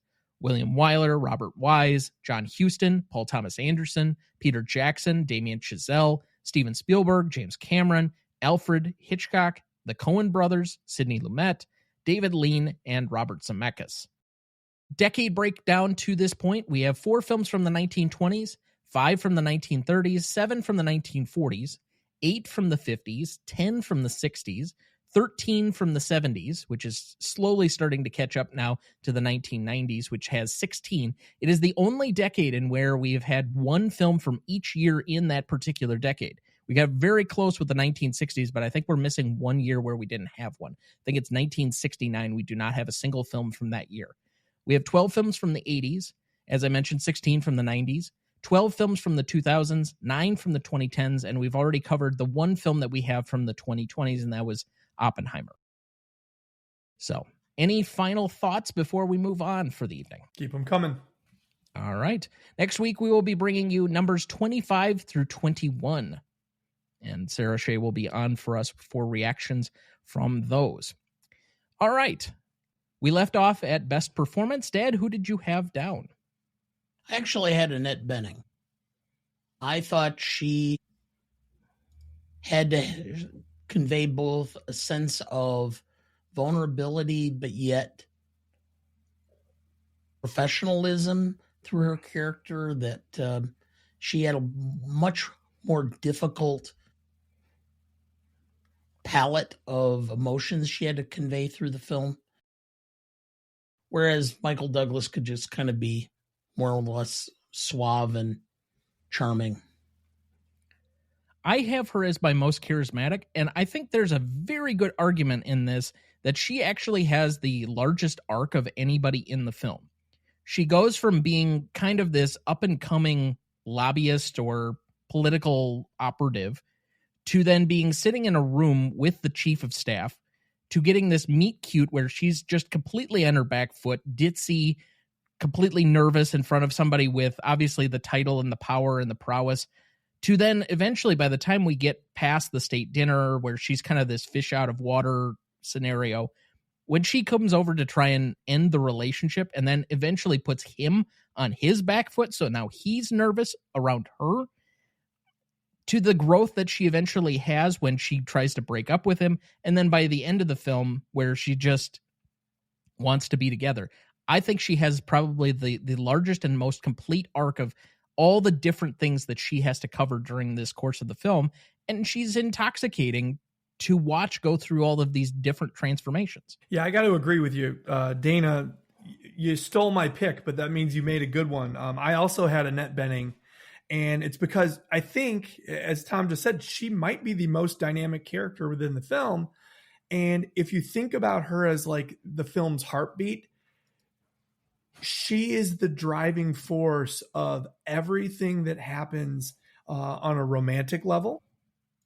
But she's also this aspirational character that she can have it both ways. She can be beautiful. She can be intelligent. She can be a career woman.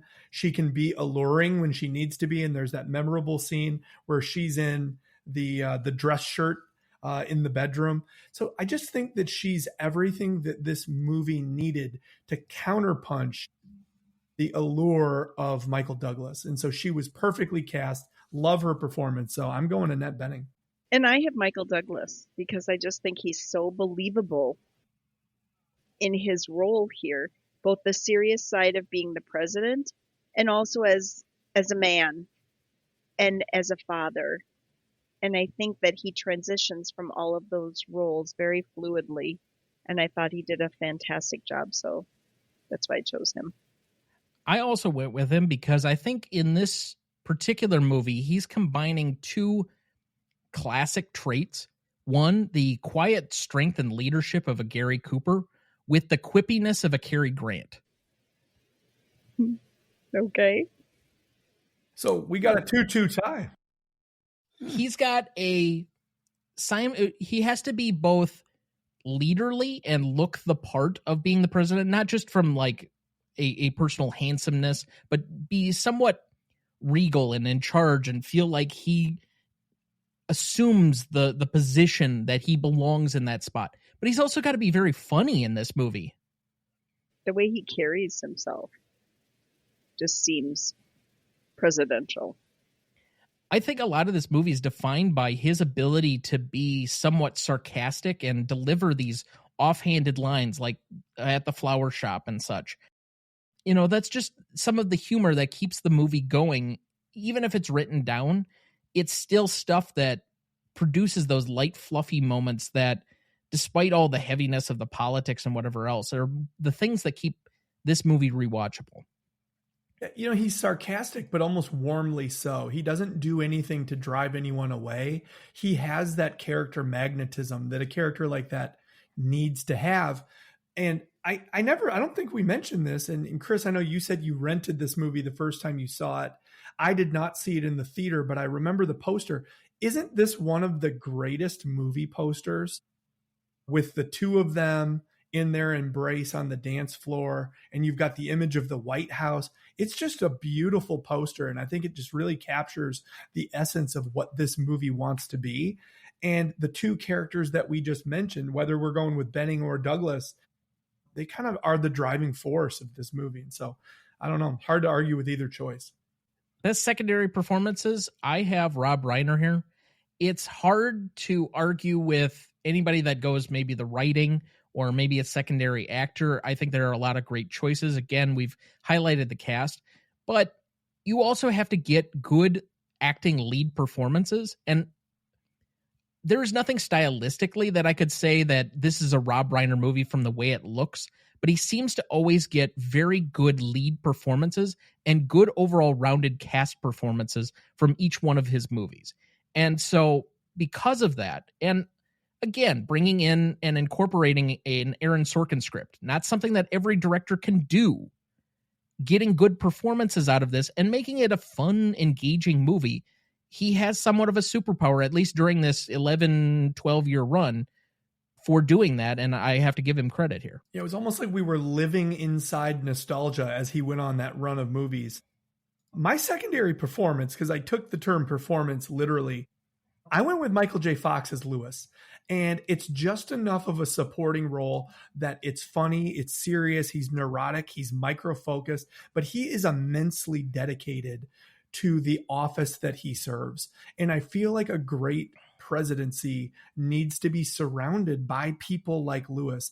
And it doesn't hurt that he was played by an actor that I think a lot of people found themselves pulling for through the years. And so Michael J. Fox just made a lot of sense to me as a secondary performance. With that, I don't have him picked, but to piggyback on that, I think his character reflected a lot of how his character was in Family Ties. I mean, it's such a parallel between the two characters. What was so interesting about that, though, is that Alex P. Keaton was raised by these kind of like hippie-ish baby boomer parents, and he was the staunch Republican.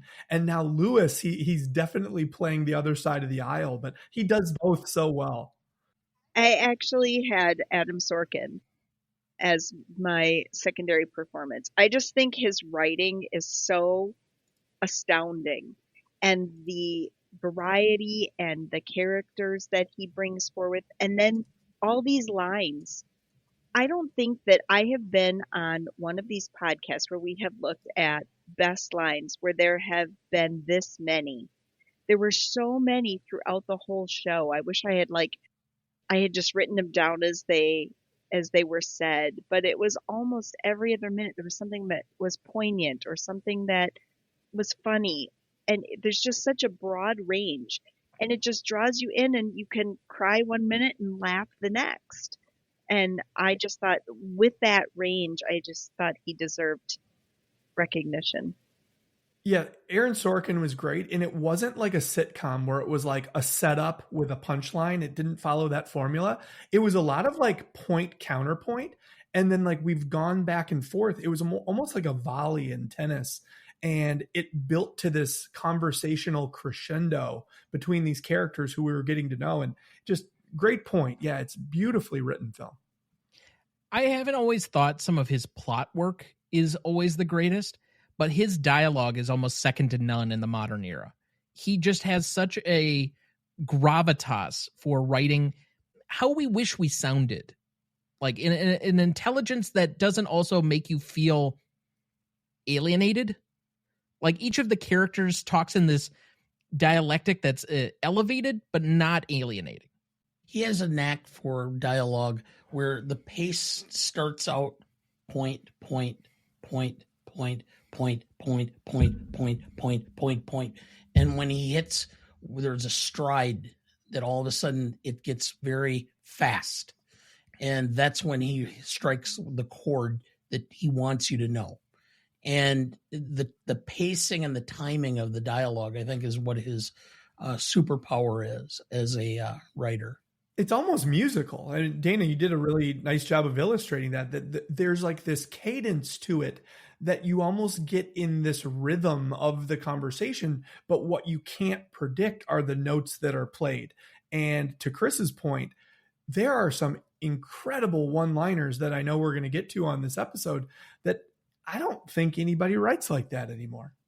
Yeah. My secondary was Michael Douglas, simply because I think we've already kind of touched on most of this. He had to play with a level of vulnerability that had to, you had to believe that he could be in love and that he's not intoxicated by his own position of power, that in and of itself is not enough for him in his life, that he needed more than the presidency.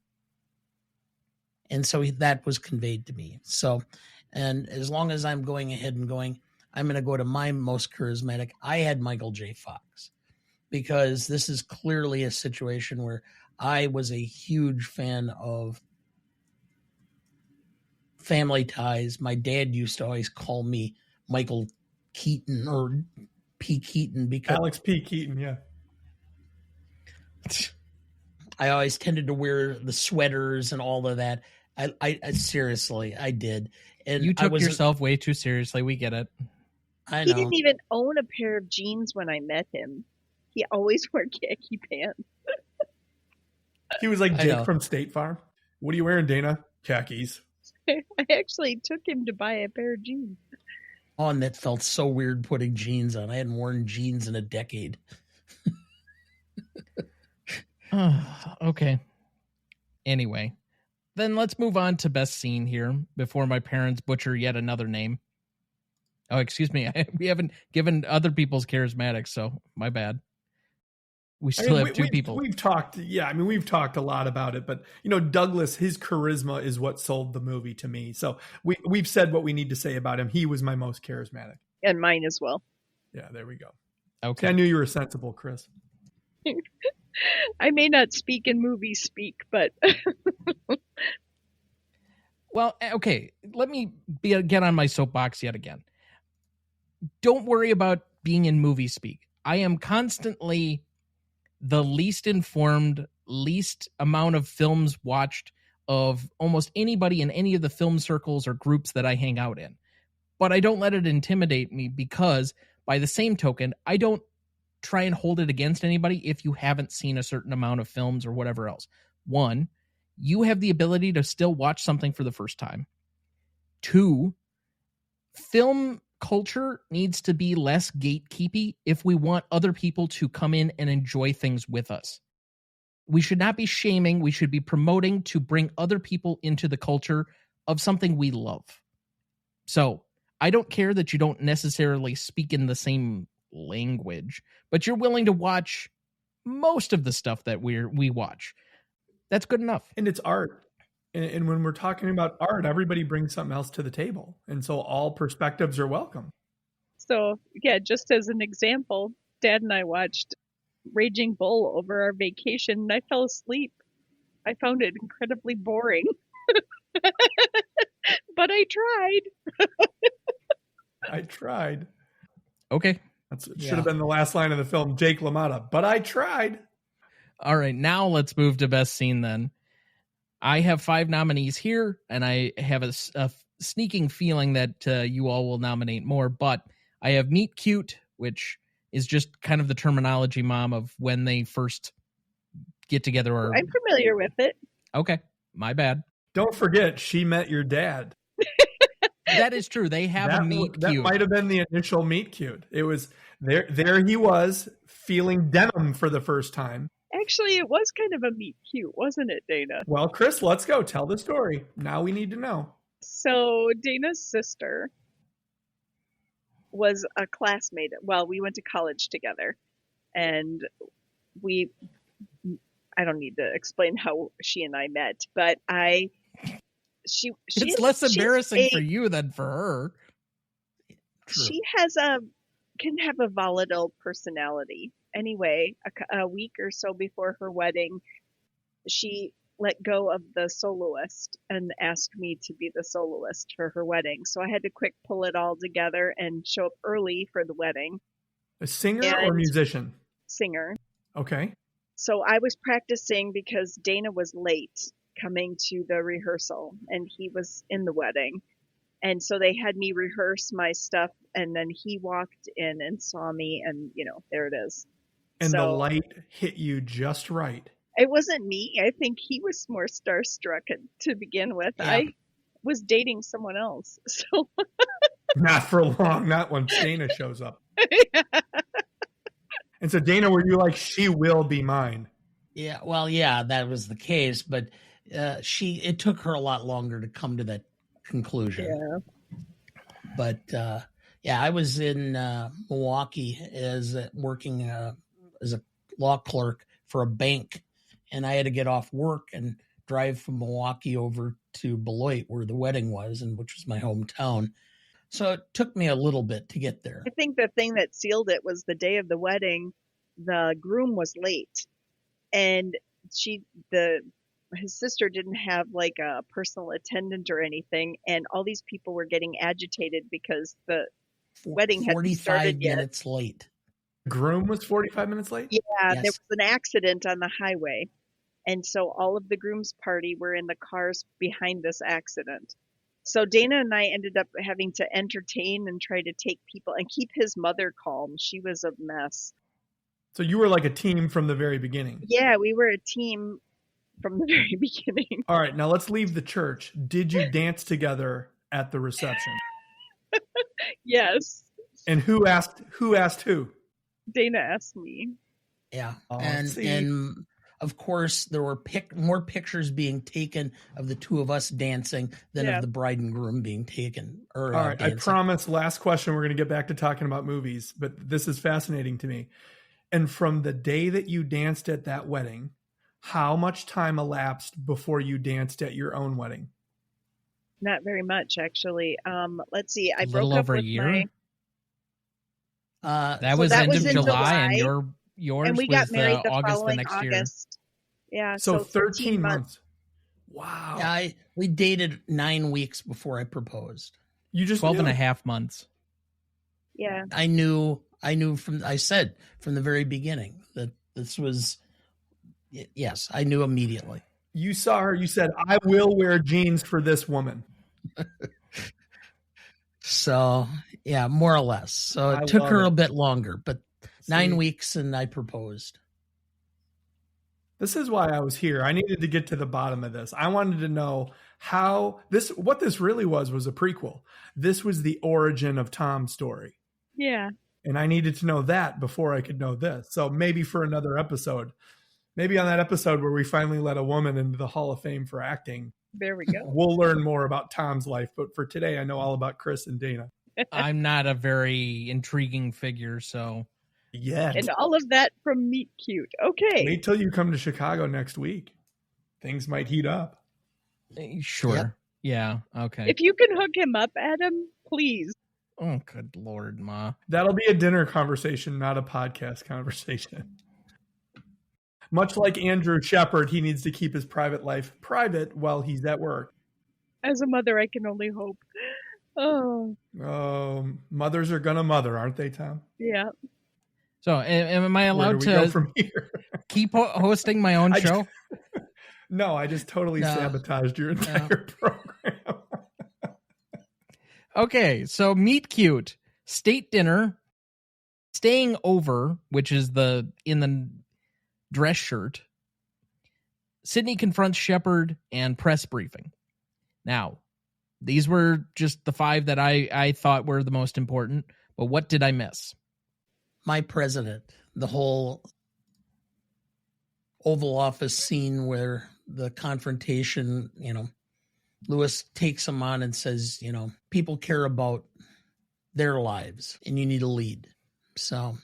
And I had the flower shop where he actually gets out of the car and goes into the flower shop and the woman behind the counter faints. I love that. Because it's such a great payoff, and it actually happens like 35 minutes after the initial phone call. And so you really had to kind of wait for that gratification.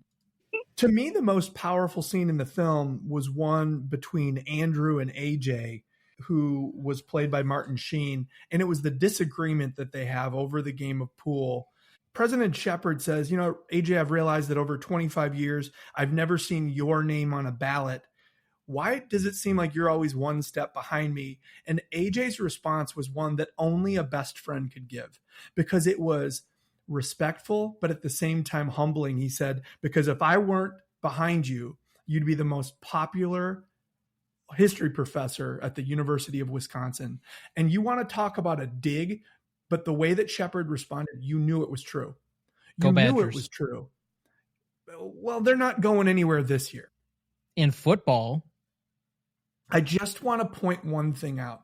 My Iowa Hawkeyes devastated the Badgers at Camp Randall so significantly that I thought that they were not even going to jump around. There were barely enough people still there.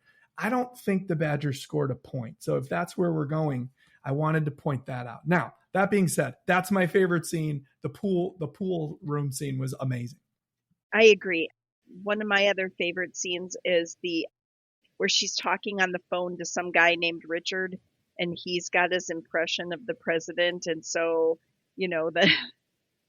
then he actually calls and she thinks it's Richard, and the whole thing that ensues there. So that's just a cute scene where she's just, like I could see myself doing something like that. Oh, I definitely could. In fact, I think I've probably witnessed you do something like that before. Oh, I don't think so. But I would do something silly like that. Okay, I've had a lot of history with you. I'm not going to disagree. I didn't think you would. All right, so we have meet cute, state dinner, staying over, flower shop, Sydney confronts Shepard, billiards, leadership and sand, and press briefing. Out of these, what is the best scene? I think the final speech. That's great, isn't it? And I am the president. I love that scene too. I have Sydney confronts Shepard, because it's at that point in time that there's a complete shift in who's the power broker in this relationship. And he knows that it's not enough to be president. He has to come hat in hand and provide something for her in this relationship. And he has not done that. See, likewise, I have a different scene, because I think the power dynamic shifts before that, where it's staying over, where the scene starts as her trying to ignore her own personal feelings, trying to say this isn't going to ever work. And she comes over and he starts telling her why he's got everything under control. The very manly response that just trust me, everything will be fine. She finally accepts it and then flips the table on him. So then he becomes kind of a blubbering idiot by the second half of the scene, where you definitely feel that shift from her being the ditzy one, constantly on the back foot, afraid of or nervous because of his position and power, to finally seeing him as an equal in the relationship and saying, okay, you think this is in control? I'm going to trust you here. And let's go from 1 to 100 and really see how committed you are to this plan. And she catches him in that awkward moment. So for me, that's the best scene, because I think that's where the movie becomes a little bit more than the rom-com, but kind of develops into something more. All right, favorite scene. Let's go to Mom first here. Oh, I love the flower shop when the woman just falls over. I think it's just because it's silly, and you have to have something silly. There's a lot of very serious moments in this film. So this breaks up the seriousness and puts something completely buffoonish, I guess, or silly in there to break up all of the others. So I love that scene as well. The one that I have down is their first date, the grand ball, the state dinner, and they round the corner and the press corps is there and the orchestra is there playing. And it was like, do you do this a lot? He's like, yeah, this is kind of old hat for me. And I just think that there was something very regal about that scene. And it was like, we've seen a lot of movies that feature first dates. We've never seen one like this. And so maybe it's not the most important scene in the movie, but it might be my favorite. It certainly is the closest as a country that will ever get to having like a certain level of royalty. And so when Mom talks about the princess story, I mean, there's a plenty of other English aristocratic or other stories that are actual royalty marrying a commoner or something where they have this relationship and get involved. But there's usually not one from an American standpoint because we don't have that monarchical, I think that's right, monarchical historical figure. Even though like the English king and such does not have that much power beyond just the head of state kind of functionality, the formality of the figurehead position. There are very few countries where the head of state and the head of country are one and the same. And this is one of those instances. So going to something like that is very much like the grand ball kind of thing. We have no other situation where you'd present it as a state dinner. So I agree. Sidney Allen Wade is like Cinderella if Cinderella had an MBA, Right. Yeah. But because of also the dancing in the middle of it and its presence on the poster, that's why I have it as my most indelible moment. It, however, is not my favorite scene. My favorite scene is the meet cute, just because I enjoy those. Being a romantic comedy fan, anytime one is on the back foot and they're being kind of ditzy and how many of those are where they say something stupid and somebody turns around or, any number of awkward situations, somebody just completely runs into the other person and one person feels it immediately and the other person just has no clue what's going on. To me, those are always endearing scenes. So yes, I find that engaging probably most of all. I have meet cute, and I think that is by far.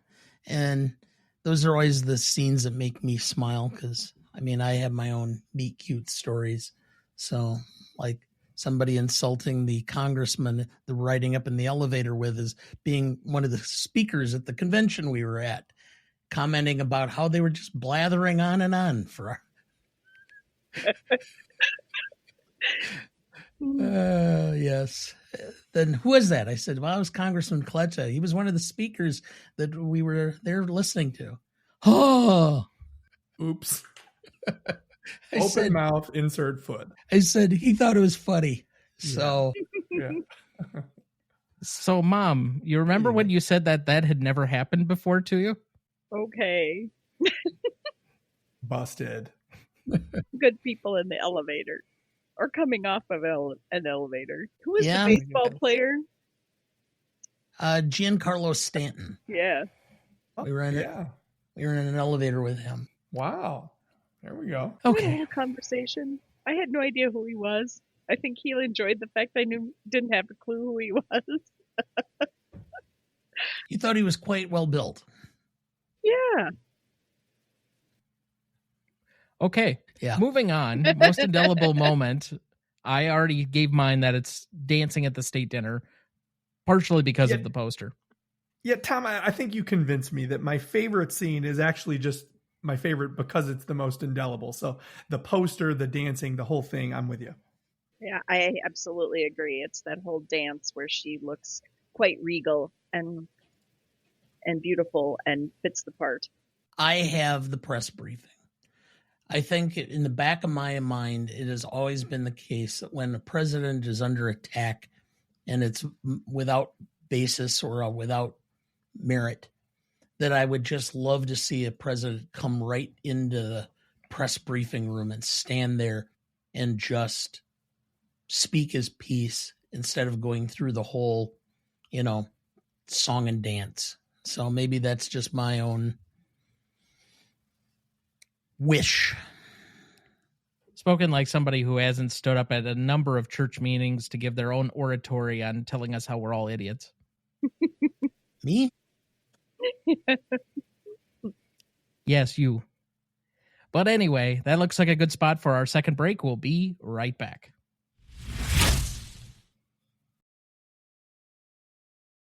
Before we jump back into the episode, and before we get to the Stanley Rubric in a minute, if you're ever curious about our Master Greatest Movies of All Time list that has every graded movie we've ever discussed on the show, there's a link in the episode description of every episode of this show, or you can go to RonnieDuncanStudios.com and find it as the top entry on the Greatest Movie of All Time podcast show page.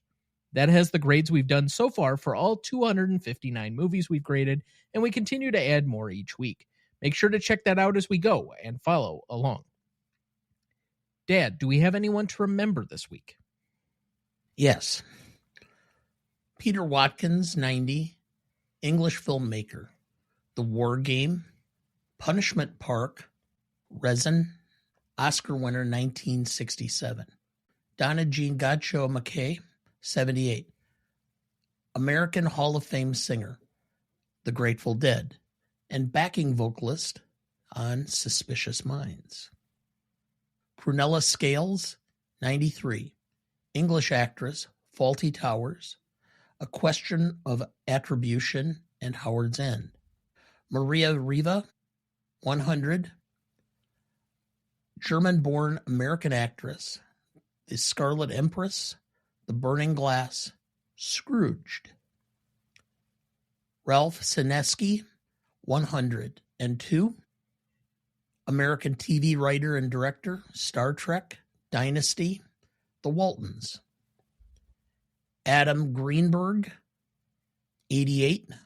American-Israeli cinematographer, The Terminator, T2, Judgment Day, Ghost, La Bamba, 3 Men and a Baby, Sister Act, Rush Hour, Snakes on a Plane.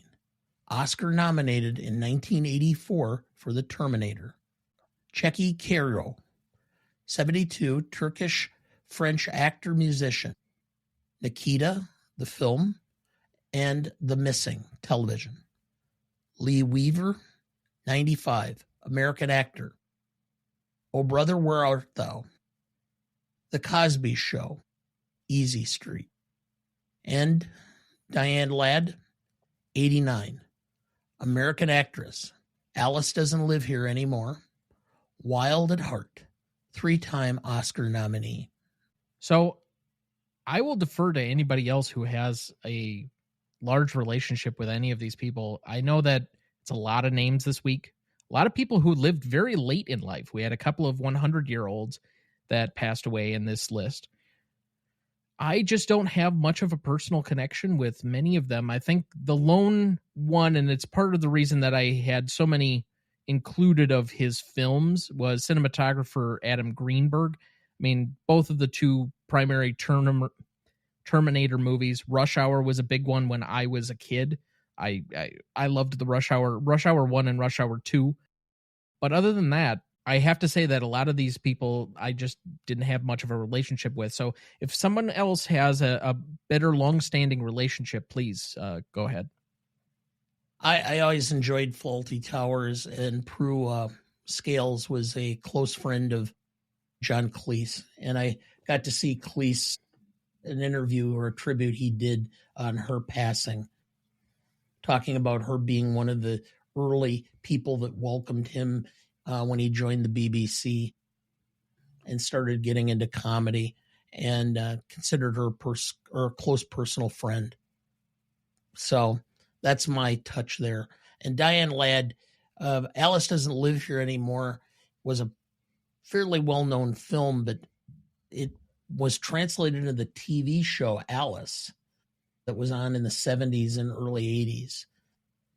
But she herself had been in Hollywood and had done a ton of stuff over the last, 40 years, 50 years.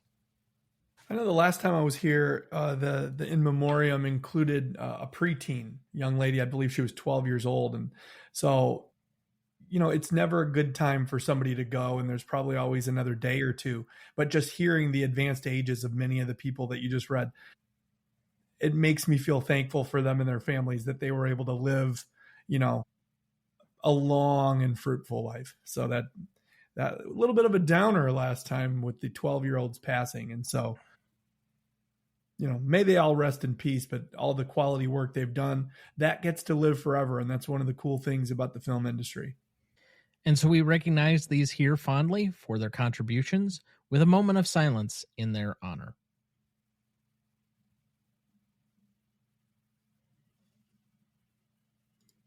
Thank you. Okay, let's move to best funniest lines. Apparently, Mom is going to possibly set the record for how many nominees we have for this. But I'm going to start here with A.J. The president doesn't answer to you, Lewis. Lewis. Oh, yes, he does, A.J. I'm a citizen. This is my president, and in this country, it is not only permissible to question our leaders, it's our responsibility. This is a time for serious people, Bob, and your 15 minutes are up. My name is Andrew Shepard, and I am the president. My favorite line from Lewis in the whole movie. Well, just vote your conscience, you chicken shit lame ass. We lost Jarrett. Well, I hope so, because if that was an undecided, we need to work on your people skills. Sidney Ellen Wade to the president. This isn't about me. How can you keep quiet? How do you have patience for people who claim they love America, but clearly can't stand Americans? Andrew Shepard. You want a character debate, Bob? You better stick with me, because Sidney Ellen Wade is way out of your league. Yeah, I love that line. I love the fact that he publicly stands up for her, but he also puts her up on this pedestal, even above, himself as the president. I think that that's like one of the most endearing things that he does to her as her boyfriend, not as the president. So that's a good choice. And compliment her shoes. Girls like that. Said by Lucy. Anyone else? Oh, I've got tons of them. I think it's Adam's turn in the rotation here. Nah, we're good. You guys covered a lot of my favorite ones. Go ahead, Dad. Sidney Ellen Wade to AJ. Your boss is the chief executive of Fantasyland. President Shepard. Well, let's take him out back and beat the shit out of him. Yeah. President Shepard. Lewis, we've had presidents who were beloved, who couldn't find a coherent sentence with two hands and a flashlight. People don't drink the sand because they're thirsty. They drink the sand because they don't know the difference. I have another one by Shepard. Someday, somebody is going to have to explain to me the virtue of a proportional response. I think that's a repeated line in The West Wing, like season 1. Really? Oh, there's a whole big thing where it's expanded in West Wing about that and proportional responses.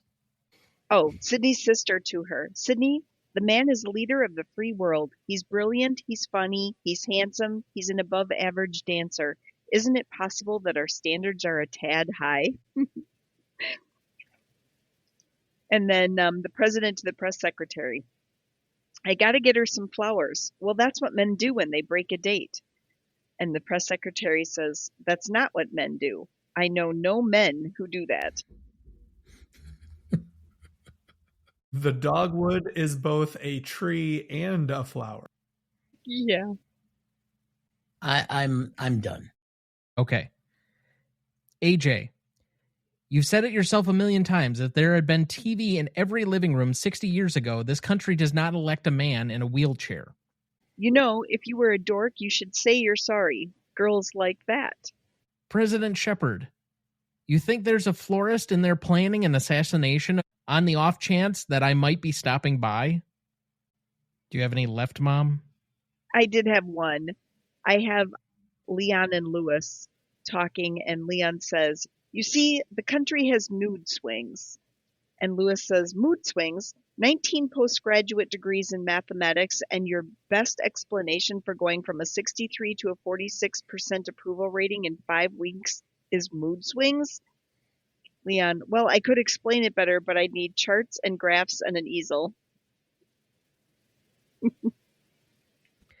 President Shepard, while they're playing pool, she didn't say anything about me? AJ, no, but I could always pass her a note before study hall.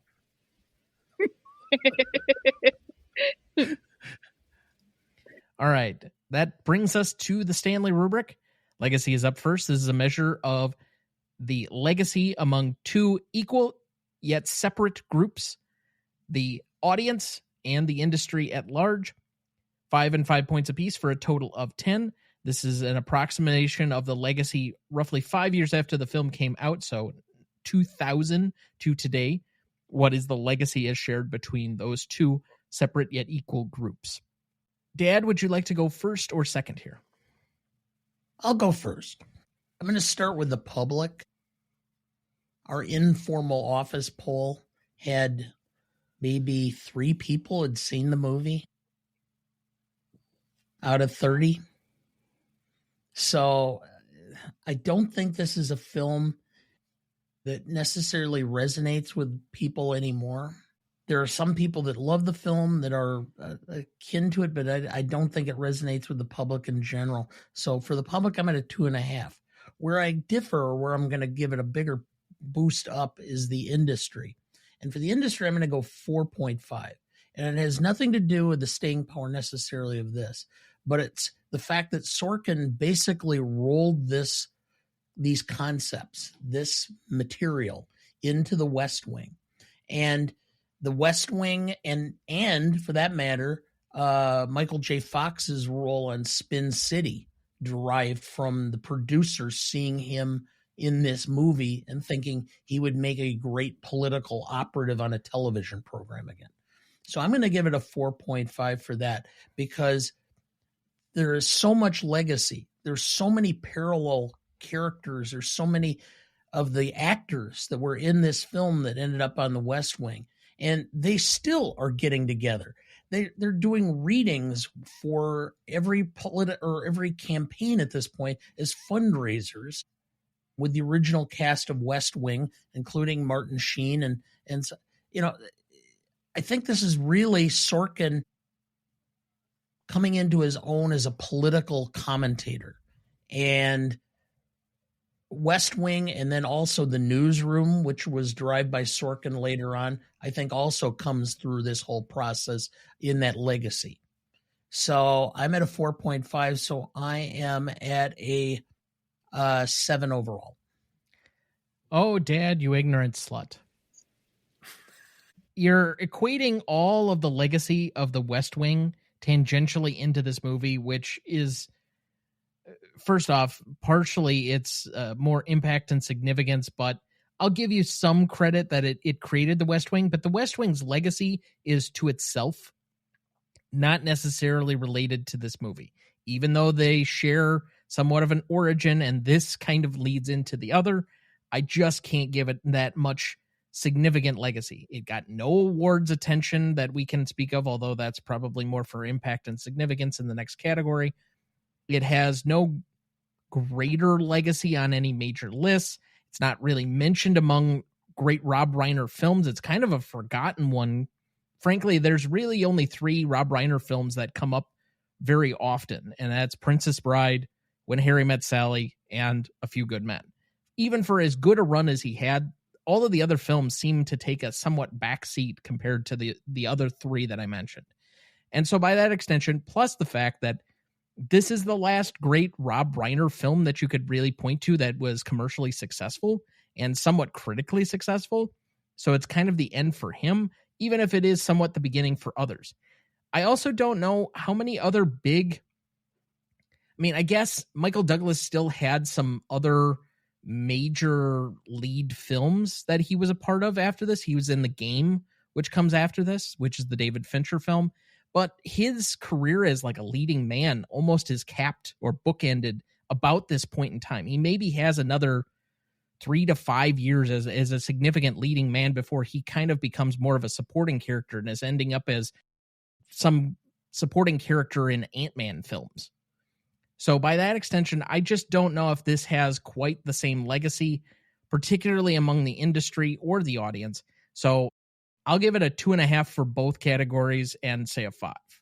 I don't know if what happened to Douglas's career, which is by no means a train wreck after the American President. I mean, the time period that you outlined, Tom, he was approaching 60 years old. And what naturally happens to stars of his caliber is they are massive in their 30s, 40s, things settle down in their 50s. And he had made so much money and had such a residual pay program that it was covering the remainder of his life. Like, I don't know that he necessarily needed to chase leading roles, nor do I think leading roles were being written for men in their 60s at that time. So like, I'm not going to fault him for that. But to kind of echo a few of the things that you said, I don't think that the industry looked at this film like it was groundbreaking in any way. It's not Sorkin's best film. It's not Rob Reiner's best film. It's not even the best film that the two made together. But it still works. It still works for me. And so for me, industry, I gave it a 3. Audience, and I did kind of ask around a little bit, you know, what does this movie mean to you? People that are younger than me had never heard of it, quite frankly. And people that are my age or maybe a little bit older seem to look at this film somewhat glowingly. So I was also a 3 for audience. You put them together and we end up with a 6, but nothing I think to write home about. And I'll agree. And I just want to say, about the time or shortly after he made this movie, I think is when he got together, or when he married Catherine Zeta-Jones, and they also started having a family. And then shortly after that, he had a cancer diagnosis. And I just think that he decided to take time out to start his second family too. I think that was important to him at that point in his life. His whole life had been caught up in this movie making industry, and he needed something else, and he needed that family to ground him. It also helps that I walked next to Catherine Zeta-Jones in the airport just shortly after he got done with his chemotherapy treatment, and listened to her talk about her husband with the airport personnel. So there you go. But anyway, I also had a 6 as a total. In looking up this film, it was a little bit newer with the success of putting the political and the rom-com together, but nothing super great. So I have a 3 for the industry. And then in checking out the audience, even some of my peers didn't remember seeing it until you triggered their memory about what the movie was about. And then, oh yeah, I guess I did see that movie. But it's nothing that really stuck out for them. But I've always had a soft spot for it. So I ended up with a 6 too, a 3 and 3. I had a 7. Okay, so that's going to make the math pretty easy here. So that's a 6 average between the 4 of us. I will say, on the staying power and the notoriety or the name recognition, it has probably one of the worst generic title names. Like, it describes almost nothing of what the film is about. The American President. He was American and he was the president, Tom. Yeah, but there were much better titles that could have been more memorable. Such as?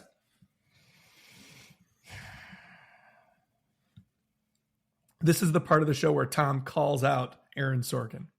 I'm sure Aaron is sitting at home listening to our podcast on the edge of his seat. What should I have named it, Tom? Sexy President.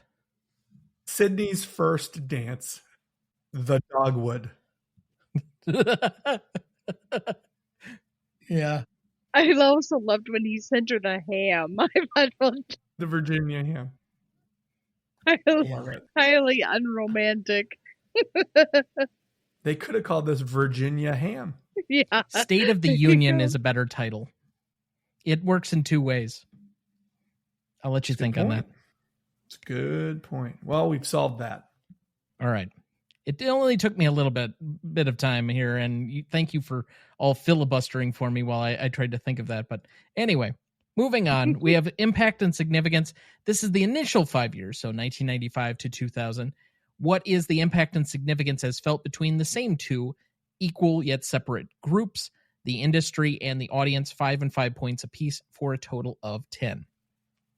Since Dad went first last time, I'm going to pick on Adam here as a veteran of the show. Yeah, you know what? I was a little bit higher on the industry, just because in the wake of this film, you saw a lot of careers, maybe not so much Reiner's, but everybody else's, from Sorkin to this entire cast, really explode. And there were a lot of opportunities in the wake of the American President. So from the industry perspective, I'm actually going to give it a 4. Publicly, I mean, this movie, if I remember correctly, did pretty well at the box office. I know that it was sold by a poster. It had a strong marketing campaign. It was probably a more ideal and less tumultuous time in American politics. I think today, a movie about political discourse or even a romantic political film like this, I think people would be like, oh my God, we get so much politics in our life. It's the last thing I want to pay money to go see. But that was not the case in the 90s. And I know that the Clinton era did not come without some hiccups and some well-documented hiccups. But I don't think people were turned off by the idea of a political story the way they would be in 2025. So publicly, I'm going to give this a 3. So the 4 and the 3, I guess with my math, would make a 7. Fair enough. I also have a 7, but just slightly different numbers. I have this at a 4.5 for the industry because of the association with the West Wing, with Spin City, with Aaron Sorkin getting both Sports Night and then the West Wing. There are some people that go on to do some immediate projects that have a little bit of additional clout. Like this is the after period for Michael J. Fox, where he transitions from being Back to the Future and originally what his other TV show, Family Ties, into his more adult roles. So there's at least something of that connected to this. So I have it at a 7, but a 4.5 for the industry and a 2.5 for the audience. And I didn't break it out that like that this time with this, but I have a 6 for a lot of the same reasons that you guys have all discussed already. I have an industry of a 4.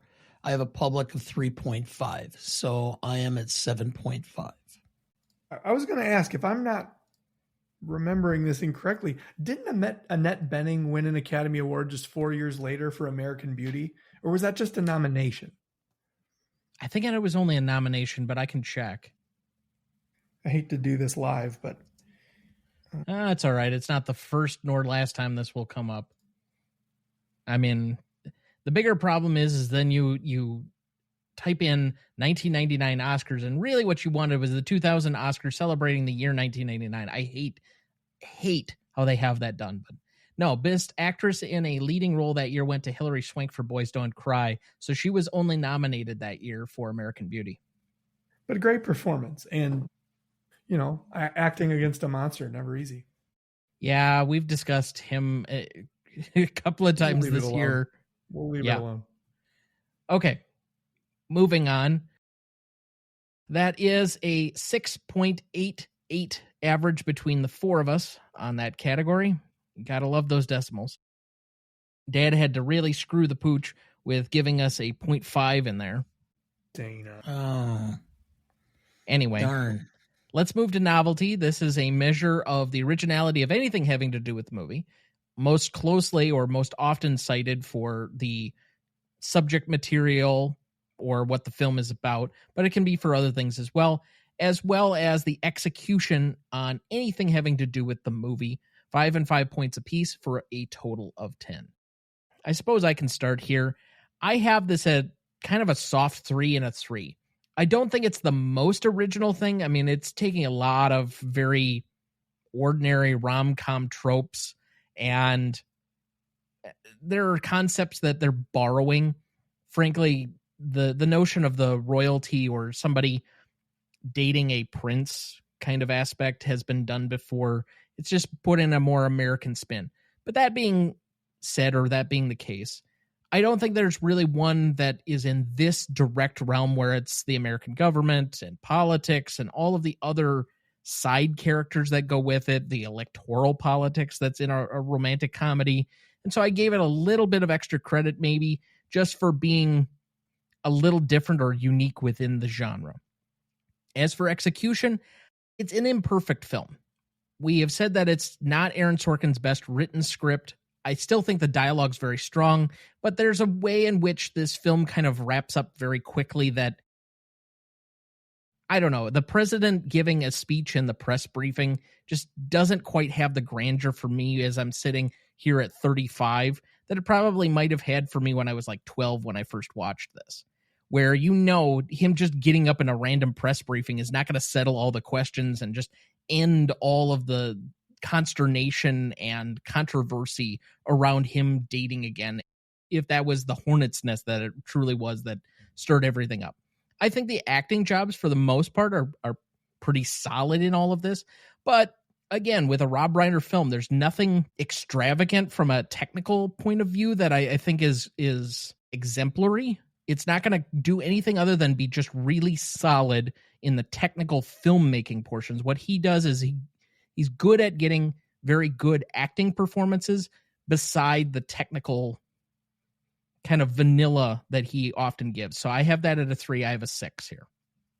But this is a movie that I think would have suffered tremendously had it been over-directed. And there's something about Reiner's proficiency and also his acuity to know, just get out of the way and let them do, like kids say today, let them cook. Let them do what they're best at and don't saturate it with direction. And so I do think that was an additive rather than something that I needed it to be more hyper-directed. This is a movie for me that is not overwhelmingly novel. We've seen political films, we've seen romantic films, but Aaron Sorkin's script and his dialogue humanized something on screen that I hadn't really seen humanized before. And that was a presidency. And then there was a ton of political films. There was Bulworth and there was Dave that kind of came of the same era. And it kind of started this movement that no, it's kind of interesting to know what's going on with these fictional presidents. I said this earlier, but this movie feels like it's greater than the sum of its parts. But if I mush all the novelty together, it's probably a 6 or a 6.5 for me. I'm going to be kind and go 6.5. For me, I have originality. I have about a 3. Well, I have a 3, not about. Execution, I would give it a 3, but the dialogue gives it a half point up for me. Sorkin's mastery of the conversation is exemplified in this. So that gives me a 6.5. And without being redundant, I also have a 6, a 3, and a 3. And I think you guys have all said everything that needs to be said. So that's a 6.25 average between the 4 of us on this category. Classicness. Classicness has been a very difficult category over the life of the show, and I don't think it'll be particularly different here tonight. It is usually a measurement of how well the film has aged or how ahead of time the film was. And so it requires a lot of nuance and living in the gray, so we turn to our senior nuance correspondent, Dana. Yeah. We start at the 6 level. We have a very strong female lead. Okay, you always start with we start at the 6. If you're going to do that every time, you have to explain the baseline or just not say it at all. Well, 6 is pretty much where that's our median point. Yeah, it's the kind of where, things can go up or down from that point to account for things such as how well it ages, the diversity of the cast, the strength of the diversity.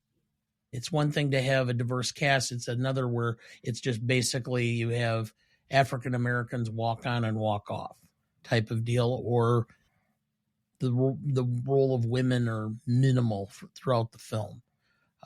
So in this particular case, there isn't a whole lot to subtract from it. I will give it some bump up because of Annette Bening and the strength of the character. So I'm going to go with a 7 for that based on that. I didn't see any reason to knock it down. And other than the strength of the female character in the film thing, that gave it a bump up for me. I gave it an 8. This is the type of movie that really never goes out of style. you can, I mean, we'll talk about it in the rewatchability, but there's nothing objectionable, I think, that's in this film. I think that it carries over. This is still how we would like our president to behave and to conduct himself with the ideals of the American people. And I just think that the combination of all of that should definitely be an 8. Yeah, I don't think that this movie has aged well. And I don't know if what I mean by that. There's nothing in the story that I object to.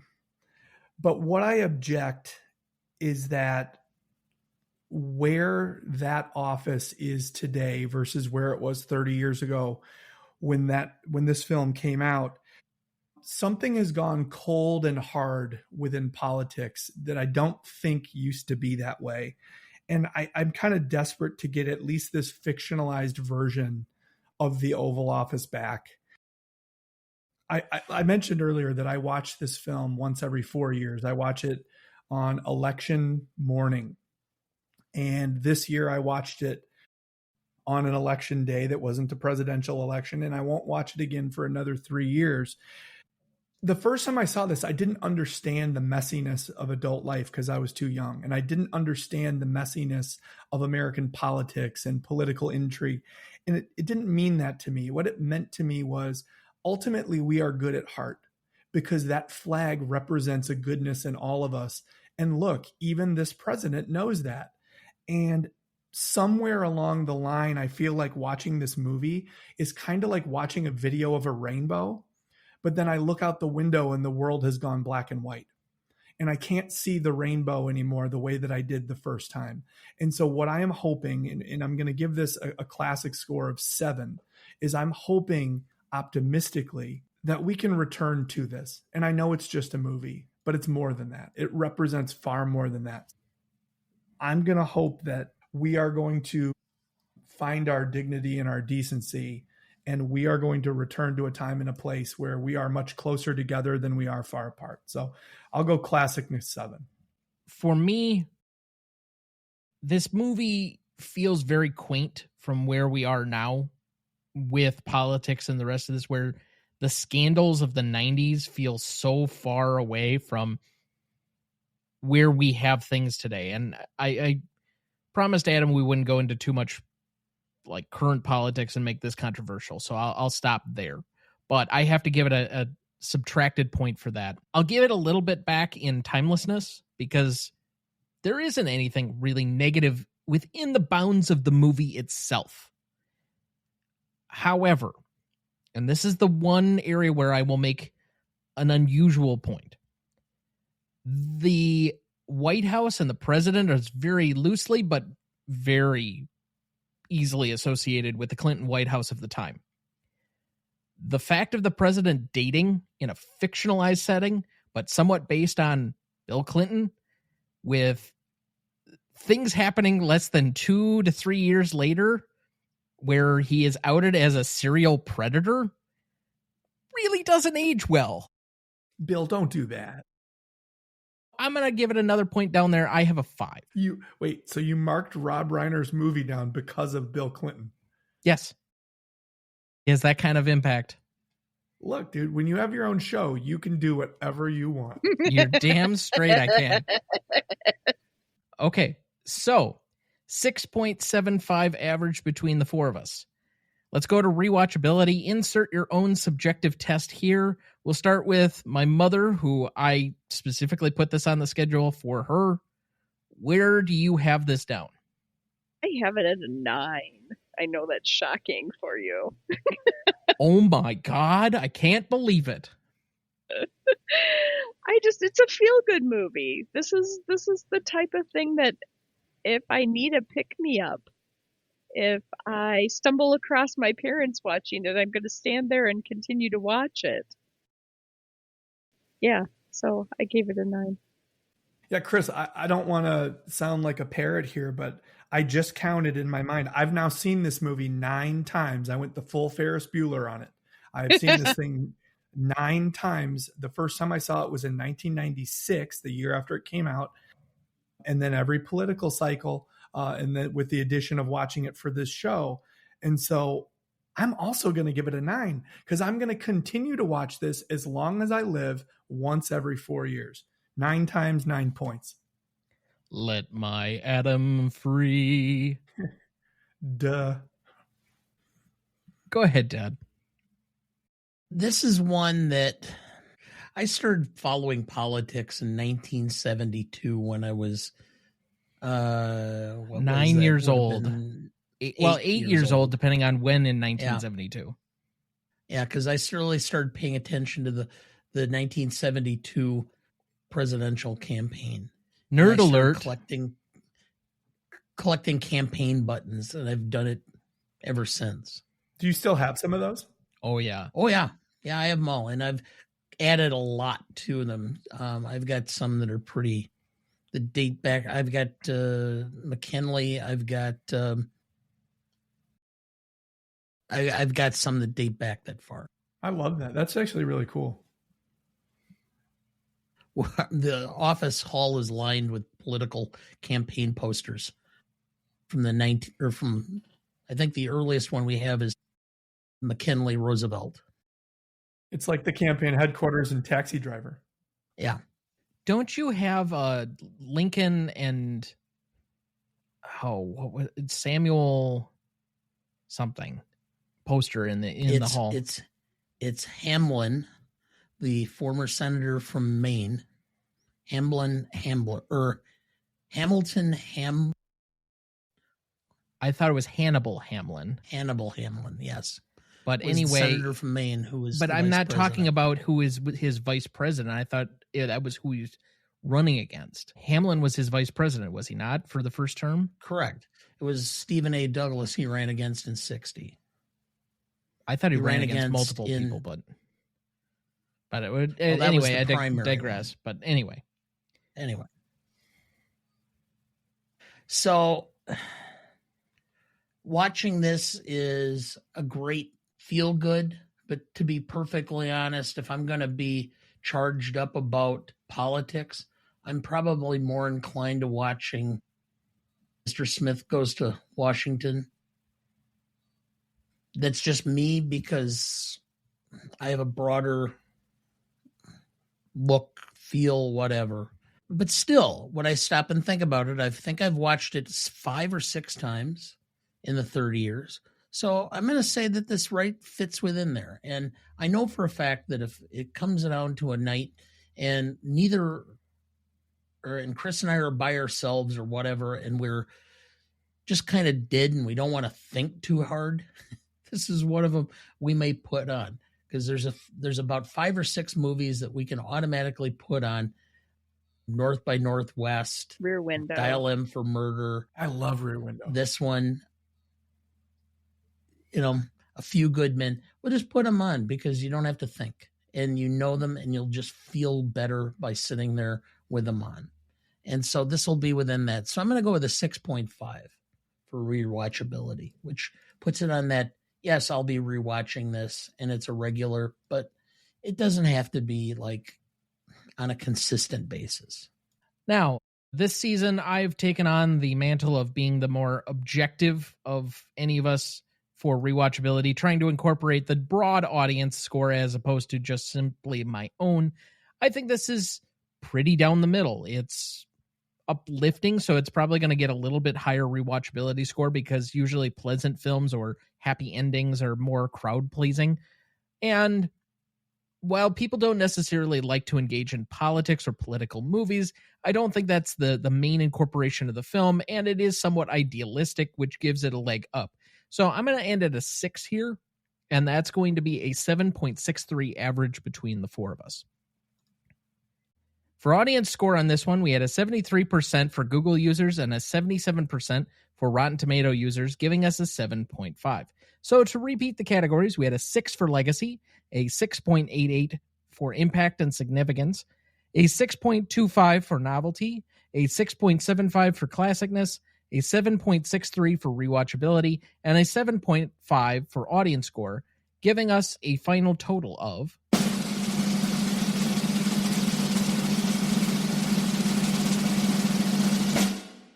41.01 and currently placing it on our list at number 211 between Love Actually and Full Metal Jacket. Oh, wow. Wow. I know which one of those two Chris would rather watch. Yeah. Oh my God. Yeah, since I've never seen the other one. It's a great first half movie. Yes. Yeah, The I would second agree half with that. movie, I have would yet agree to with figure that. out what Kubrick was trying to do. You know, the Tet Offensive. It was light. It was enjoyable. Yeah. Okay. Yeah. I think I would rather watch Love Actually. Look, I love Kubrick, but Love Actually is kind of like the same warm blanket that this movie is. What's the other one we started watching? The one with Jack Black and The Holiday. The Holiday. Yeah, that's good too. There's a lot of flaws in The Holiday, but again, like there's something really lovable about the scenes. I almost think that it's two different movies, and all the scenes that took place in England were amazing. Just amazing. Love it. But that being said, if you have any commentary for us, good, bad, or otherwise, you can write us at greatestaltimemoviepodcast@gmail.com. You can find us on our website, RonnieDuncanStudios.com/GMOAT podcast, or you can find us at the handle at GMOAT podcast on any of the socials, YouTube, Instagram, Twitter, Letterboxd, TikTok, or Blue Sky. Let's move to remaining questions on this one. Does the president win re-election? Oh, yeah. He vanquished Bob Rumson, and it probably wasn't close. I think he wins somewhere in the range of 6 to 8 points. I think Sidney Allen Wade very quickly becomes the new first lady, is an excellent stepmom, does wonders for not only the way that women view themselves in power positions, but also for our environment. So all wounds are healed. All things are better in the world because of his reelection. Since this is loosely based on the Clinton administration, I remember that in first grade, my first bet that I ever made and won was whether Bill Clinton would beat Bob Dole. Bet a kid $1 in first grade. And let's just say it was not Did he close. pay up? Did he pay I up? don't remember. I just remember that I was gambling on elections and I was doing it illegally. And look at how you ended up. I mean, there's the old adage, kids, like he who gambles lives in shambles. And Tom, If you saw this apartment, Bob Dole used to hold the paperclip. You're not living in shambles. Okay. Compared to some, that is true. I do have a roof over my head and there is heat in this apartment, which is particularly good for the season coming up in Wisconsin. But that being said, I have a teetering toilet. I have had the roof leak multiple times. The Not only is carpet it teetering, it's only 5 inches off the floor. The tub is. Hold on. An hour ago, Chris said, you got to find a way to set Tom up with somebody in Chicago. And now you're talking about these living conditions. Dude, how am I going to help you? At least lie to us. He now has a nice office. Are they going to live there? If I get a good enough couch, yeah, why not? Oh, my God almighty. He'll get upgraded here before too long. Yeah, I was going to say, we're planning to buy some property down there, so he'll probably get an upgrade. There we go. So Adam already answered this version of the question, but do they stay together? Yeah. Yeah, Absolutely. No doubt. she is his princess bride. Oh, God. Yeah, they're a good fit. I love it. And my last one here, why would polling numbers drop just because the president starts dating? It is such a ridiculous premise. I think that people are thinking that his attentions are divided. I can see that being a real thing. You know, he's not now focused on the presidency. He's focused on his relationship and he's kind of forgetting about us. So I can see how that would be perceived. Hold on. You're the woman who stayed up got up very early at like 3 a.m. to watch the royal wedding. Yeah. There is no way in the first 7 weeks that he starts dating this woman that anybody other than a Republican backbencher is going to make any big deal out of the fact that he's dating somebody else, because he's got this grace period yet where everybody's going to coo over the fact that he is a celebrity and he's dating somebody. So now we have to dig into her. There's going to be a honeymoon period that would be the expanse of this film. The interrogation and the inquisition won't come for another couple of months, and then the poll numbers will decrease. I don't know. Do you remember when Obama's numbers dropped because he wore a light-colored suit to a formal the function? tan suit. Yeah, Yes. that's what it was. And I don't know. I think there was something about that like turn of the millennium political time that like little things meant bigger things than they do now. And I think that there was like kind of like a drastic knee-jerk reaction. This was also really when the 24-hour news cycle started hitting full stream. There would have been Sidney Allen Wade on 24-hour news for at least a week, if not beyond, especially when all the stuff about the flag burning came out, fictional flag burning. So I don't know. I actually think that what your mom said, I think there's a lot to that. I don't think it would have helped him. The bullshit that was going on at that time. Do you remember when Clinton supposedly got a haircut on the tarmac right after he was elected? Oh, yeah. And that was like 24/7 on Fox for like 4 or 5 days.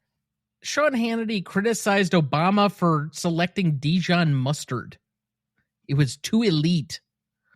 Yes.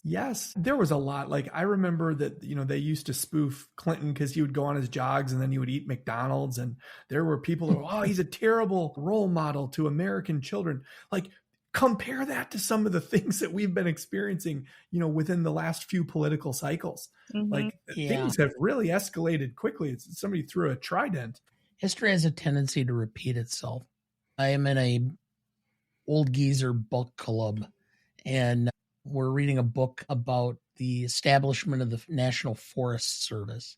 So this is early 20th century. And the book in there just goes on about just the absolute corruption that was going on. Nothing that's happening today hasn't already happened at some other point in American history. If you see me on the video right now, you see me waving to the audience goodbye. Bye. Yeah, okay. Anyway, any remaining questions for anyone else? No, we did it. All right. So with that being said, I would like to thank both of our guests for being on with us again. Mom, you are not scheduled currently to be back with us again this year, but you will be back sometime next year for a tiebreaker episode. But if there's anything you'd like to plug before the end of the season, please do so now. I don't think so. Holiday season jellies, jams, syrups. And bread. She makes an awesome raspberry jam. Syrup. Dana loves my syrup, so he's plugging my syrup. Oh God. I'm there. I'm here for it. Yeah. Adam, you are also not currently scheduled to be back with us either, but please let the people know what you're working on and where they can find you. Yeah, always moviearcher.com is the first place to go for contemporary film reviews, television reviews. That houses Archer Vision, and now very excited to announce the Movie Archer podcast network, which you're going to be seeing popping up a lot more at the very beginning of 2026. A lot of the same content that people have learned to enjoy from Movies and Us, TV and Us, and the Revisionist Almanac, with a bunch new surprises and some very interesting and exciting interviews. So a lot coming on the Movie Archer front. Excellent. Dad, any quick remaining thoughts for the week?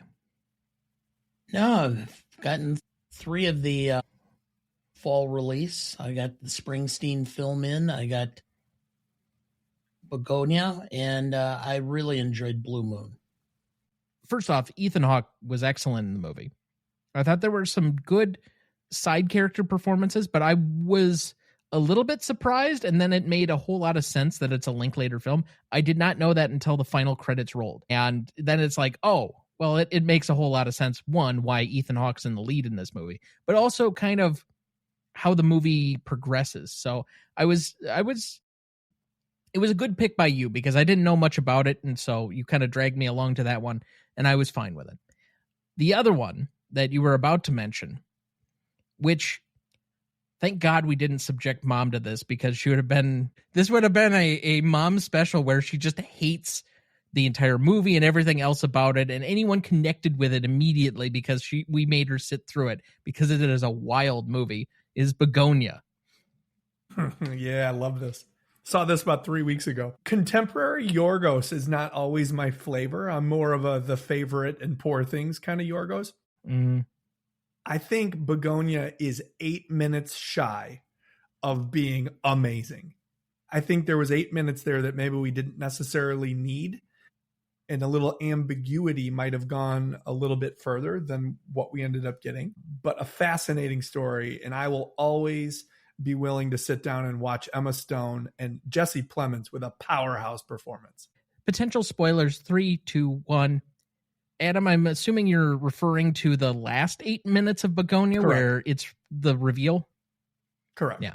Okay. Yeah, and I almost, and not to question his intent, but I almost wonder if leaving us with a spinning top rather than a very clearly painted picture of where we went might have helped a little bit of the lasting debate and conversation about the film. But I enjoyed it. I enjoyed it too. Is it better potentially artistically? Yes. Is it going to make the statement that I think he's making at the end of the film? Probably not. I think the end of the film is very quite clearly that he's given up on humanity. And it's extraordinarily nihilistic. Yeah, and a lot of his work is. And I think that's part of the reason why I find myself drawn to Poor Things, because it's not as nihilistic as much of his work. And I think that there's this optimism that he has surrounding femininity in that film that I really love. And again, Emma Stone is a one of one. There's nobody like her. And so I will watch her anywhere at any time. And so that was a film that popped up at the Chicago International Film Festival. There was a great press screening that I was invited to attend, and I wanted to be first in line. So that was a great experience. Now, I really enjoyed the Springsteen film. Tom has not seen it, so I'm forbidden to say too much. Oh, good Lord. I don't care. It's a musical biopic. No, it's not really a musical biopic. It is. It's much deeper than that. Okay, you can say that, but it's not. I can guarantee it. Okay. Anyway, for whatever it's worth on top of that, did you find Begonia or Poor Things funnier? Because there's been a debate in our Discord recently over which is the funnier of the two films. I thought Poor Things is much funnier. That being said, I did laugh at Begonia, but I just had more laugh out loud moments from Poor Things. Yeah, so I think Poor Things was so fantastical and absurdist at times that there was this joyful laughter that came out of me. And just watching her character experience all of the evolutionary steps and developmental steps of childhood through young adulthood and seeing her discover herself as a woman, it was hilarious at times. Whereas with Begonia, it was very on topic for a lot of the things that are going on in our world today: echo chamber culture, obsessive culture, people feeling disenfranchised by the socioeconomic structure of our country. And so when we talk about Begonia's brand of humor, it was more like, oh yes, I see what you've done here, and that makes me laugh. But there was almost like a sadness behind the laughter. Whereas Poor Things, I think at times was more of a joyful experience. So I'm going to side with you and go with Poor Things as the funnier movie for me. Okay. Just was curious. But otherwise, I think that's going to do it for us this week. Thank you for listening. Which one of you nuts has got any guts? Next week for our 287th episode, we welcome back Sarah Shea of Shea Cinema to discuss One Flew Over the Cuckoo's Nest from 1975, celebrating its 50th anniversary. Directed by Milos Forman, written by Lawrence Hoban and Bo Goldman. Cinematography by Haskell Wexler, with Bill Butler and William Fraker. Music by Jack Nitschke. Editing by Richard Chu, Lindsay Klingman, and Sheldon Kahn. Starring Jack Nicholson, Louise Fletcher, and William Redfield. You won't want to miss that one, so watch ahead of the show by searching the Real Good app to find where it's streaming for you. That's REELGOOD. Please like, follow, rate, and review, or whatever on whichever platform you have so that more can join in our fun.